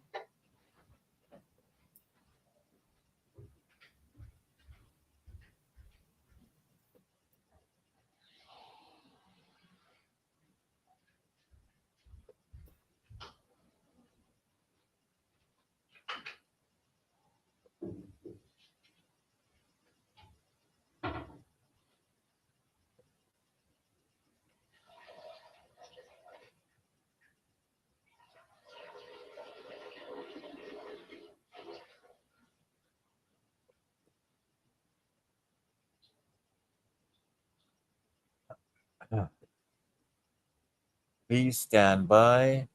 The show will continue shortly. Somebody farted. Please stand by. The show will continue shortly.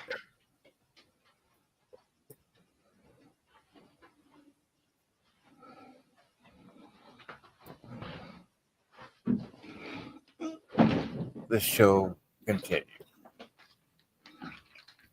Sorry, I just disappeared there. That's all right. It's like you're a real magician.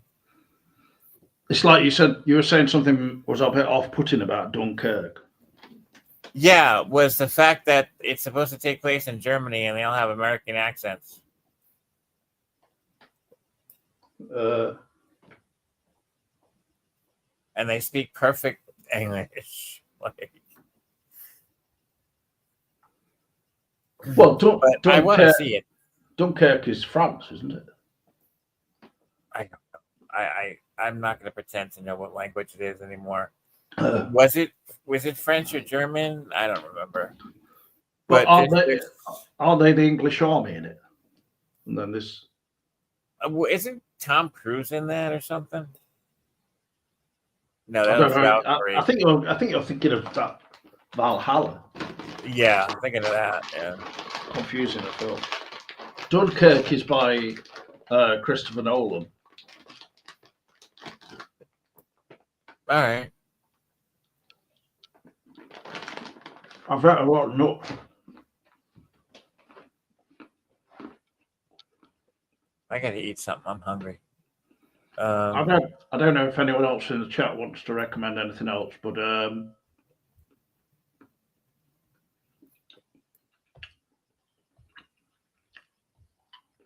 sorry, I've got quite a problem with clicking on the thing on the screen now. Is it just 2 people in here right now? Well, it said there was 5 people watching, now 4. I'm watching Tokyo Vice, a crime series, exec produced by Michael Mann. It's a slow burn, but I really like it. I went to Japan last year, so it makes me nostalgic. Yeah, I know of Tokyo Vice, but I've only ever seen bits of the Michael Mann film version of Miami Vice, so I don't know if that's much good or not. But Michael Mann did a movie, directed the movie version of that. I didn't know that. yeah, with I mean, I know there's a movie version. I just didn't know he directed it. yeah, it's a bit ago, but quite a long time since the 80s anyway. That is for sure. Did you not see Collateral by him? Oh, I thought that was great. I love That's Tom Collateral. Cruise, yeah. Yeah, that was great. Jamie Foxx, who's also in the Miami Vice film with Colin Farrell with a kind of mullet haircut. It was a really good movie. Oh yeah, Collateral is great, really good, really good. Tom Cruise is great in it as well. I don't know why, because it's pretty much unrelated, but it reminds me a little bit of Drive. Remember that movie Drive with Ryan Gosling? Oh, yeah, of course, yeah. For some reason, it reminds me of that, but they're not really related any. I don't know why. Maybe it's the atmosphere of the movie or something. Well, they're both LA set, aren't they? Yeah, I think so. Both very evocative of that city.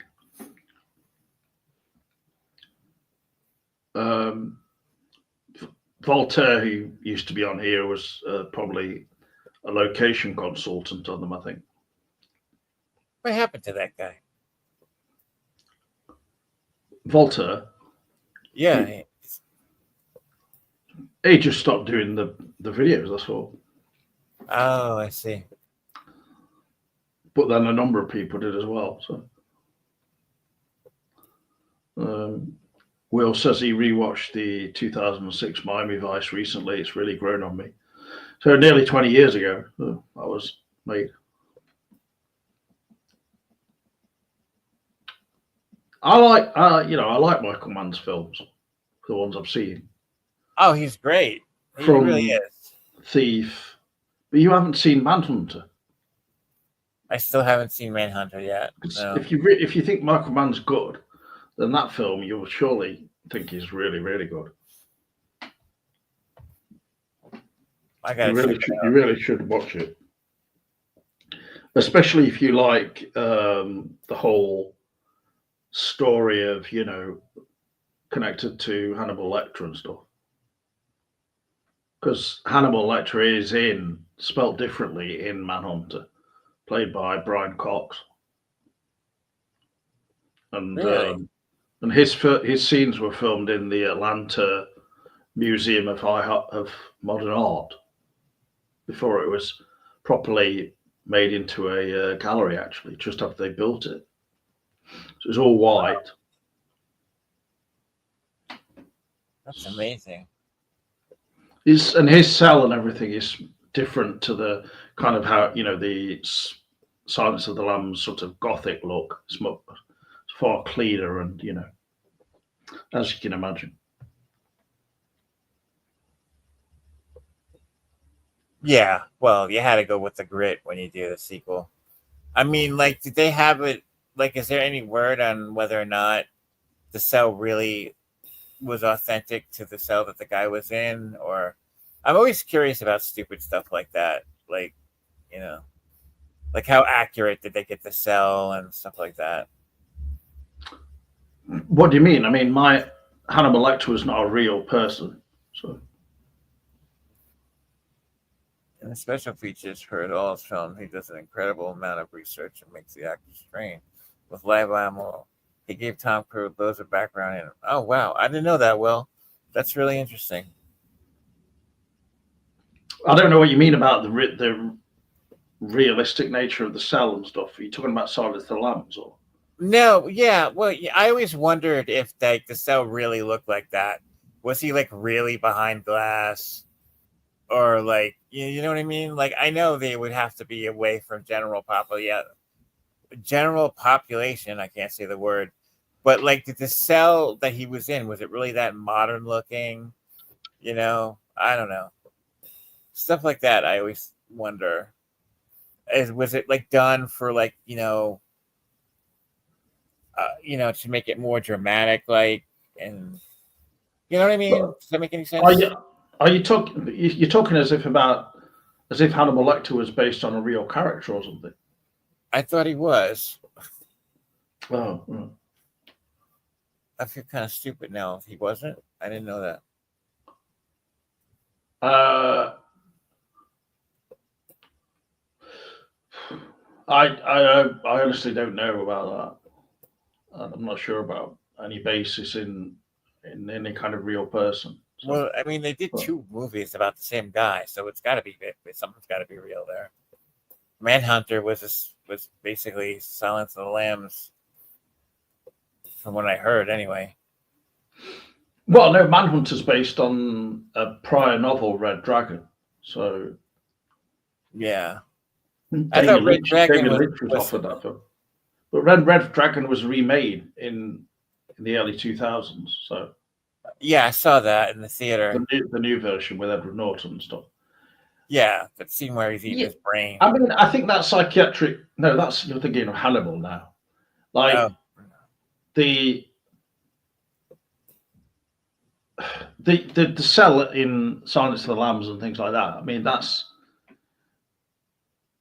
I don't really think that that's based on any kind of real place in terms of a psychiatric hospital because it's the whole look is like a dungeon, isn't it?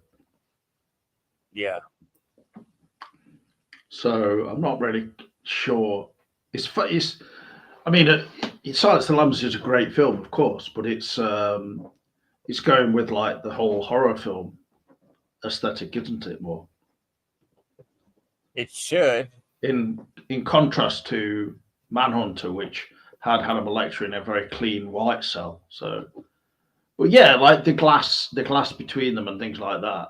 That's Yeah, that's stuff I always wondered. Is that like it's like there's the thing is the set was made in Silence of the Lambs to look like as if it was just bars between them rather than glass.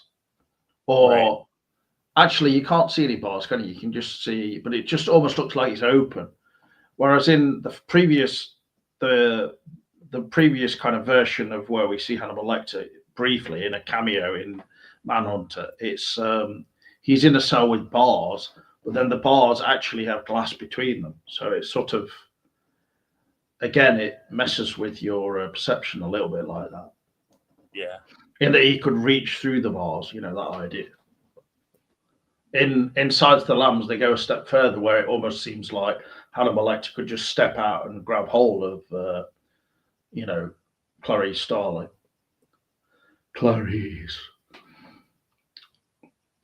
Yeah, I mean, they've done a range of different kind of films, haven't they? Like, if you compare Silence of the Lambs to, say, Hannibal, which is a Ridley Scott film, it's completely different, isn't it? It's Oh well, yeah, of very, course. very different kind of mood. And But style.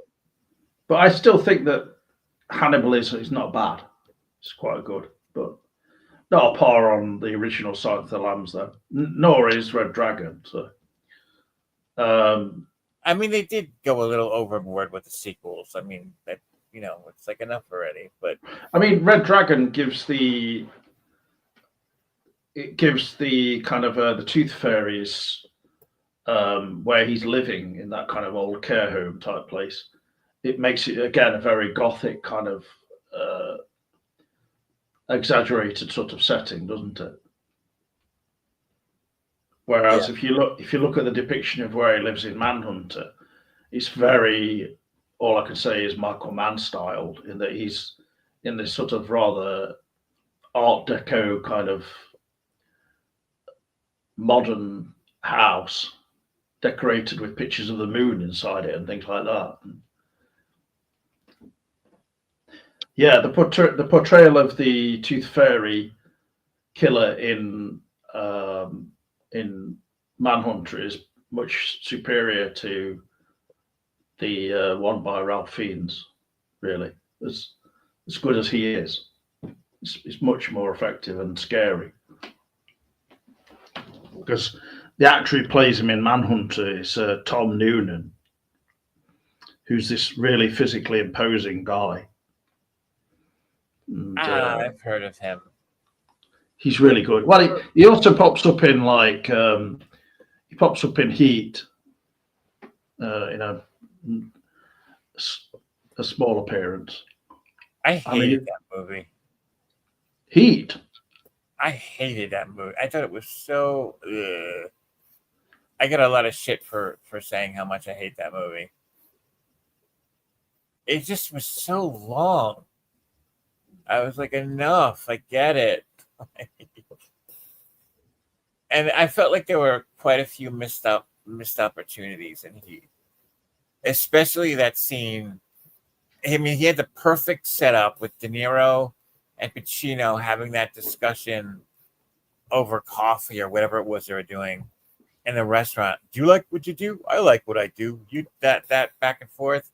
There was a perfect setup, and it just I don't know. It just kind of fell apart at the seams for me. The dialogue was a bit basic.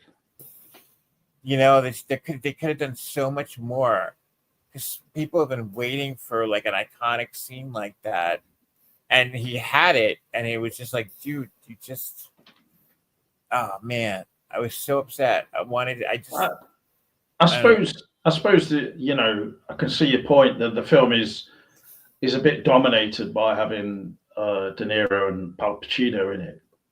So yeah. But I mean, I still like the rest of the film, but stylistically and everything. I might have to go back and watch it. But it's a bit dominated by its action sequences, like the famous one on the road and stuff, where they're all shooting at each other with high-powered weaponry and running around. I just remember seeing it in the theater and getting really annoyed because it was really long, and just kind of hoping that there was more meat to that Pacino De Niro thing, but it just wasn't. He could have done so much more with it, and he didn't. I was like, bummer. Maybe, I don't know. I'm not sure what the intention was. But I mean, it's just intentionally supposed to be like that. So.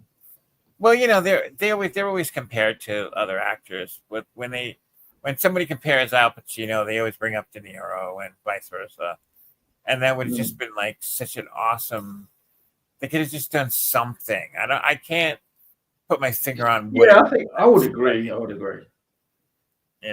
I think the film was too caught up in like having a brief scene of them together, really, and that's all. Yeah, and then kind of keeping it at that. So as to try and create a minimal aspect. Yeah, it was just like this bit that takes place in a diner, and it's like it's supposed to be a standout special scene where everyone will be kind of like gasping, but maybe it didn't really quite have the gravity you wanted it to have. It didn't. It did. I mean, I could have seen that there could have been more scenes between them, and then other than them just running after each other across near an airstrip at the end, really shooting at each other, Yeah, that was so cheesy. I don't know. It's my opinion, anyway. I could probably, whatever, but. Well, thank you to Will Graham for the. Will Graham is actually the character of the detective in Manhunter, funnily enough, since we're talking about that. That's where he gets his name from in the chat. Oh, that's interesting. I see what you mean. I mean, I prefer Manhunter much more than Heat, for instance. So yeah, and I do think that Michael Mann has something of a stylistic. He's a bit style over content to a degree. There is that issue with his Yeah, film. he does have that. But then But again, when his films are at their best, then it seems imbalanced, or it yeah, seems balanced between that, or the style is working towards making the film good, and effective, rather than just seeming like this is another. I mean, he has these things. He's editing, and he does these jump kind of edits and stuff in amidst certain scenes in Manhunter. If going back to that film Thief with James Caan, I still have to see that. I know it got a special 4K release, and then he has these stylistic kind of flourishes that he repeats from film to film. He doesn't have any jump cut sort of bits in the violent scenes of Heat, though. I don't know if the studio was like, no, you can't do that. This is too mainstream. Probably the problem with Heat is that it was like too mainstream an endeavor to fully allow him to make exactly kind of his vision. Who knows? I don't know. Yeah, that's always a tough one. Yeah. Maybe it just became compromised by a side effect of the studio. I don't know. I don't think they would have like told him what to do, but like there's a certain pretentiousness in his style, perhaps, that he's like, okay, we're going to really keep this scene between Pacino and De Niro down to its very minimal, so that when it does happen, it'll be even more effective. But I do remember that the conversation they have seems really like just superficial, and like the dialogue isn't up to much. Yeah, but you could make the same argument for David Fincher, because I would put them in the same. David Fincher's got that very unique style, but I've yet to see a David Fincher film that I don't like. Like him and P.T. Anderson are up there with me. Like I love those guys, but I don't know. Michael Mann's kind of like, I know he's well regarded and stuff, but I don't know. I'm hit or miss with Michael Mann. I rewatched Magnolia, Punch Drunk Love, and The Master recently by Paul Thomas Anderson. So, do you like The Master? Do you like The Master? Have you not seen it? That's the only one I haven't seen. It so I don't know what happened, but I only was able to watch the first 20 minutes, and I never got back to it. How was The Master? I've seen all the other films you just mentioned, but how was The Master? The Master is a decent film. Yeah, it's good. Yeah, I would like to see it. I don't think everyone would love it, and not everyone, from mentioning it on here before, not everyone is a fan of it necessarily, because it's a bit bleak, So, like Paul Thomas Anderson's films have a certain something that carries you along with them. The music often in Boogie Nights, Magnolia, and Punch Drunk Love. Like the soundtrack is really important, and there's a certain likability about them, even though they're not always like totally uplifting. But have you seen The Phantom Thread with Daniel Day-Lewis? Oh shit, I missed that one too. It's good. It's a good film, but it's more like a period piece. But The Master is really, really good. It's because it's got Joaquin Phoenix and Philip Seymour Hoffman. So Amy Adams is in it. It's just the overall cast is really good, but Philip Seymour Hoffman is fun. He's really good in it. Well, Joaquin Phoenix is as well.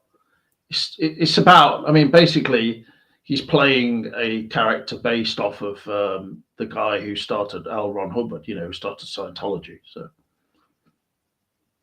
You know what I saw recently? Again, the Todd Solondz film, Happiness. Have you seen that? Oh, yeah. It's a really difficult movie to watch. Well, there's certain sequences in it that are, definitely. And it's done in such a matter-of-fact way, isn't it? So. Yeah, that's what makes it so uncomfortable.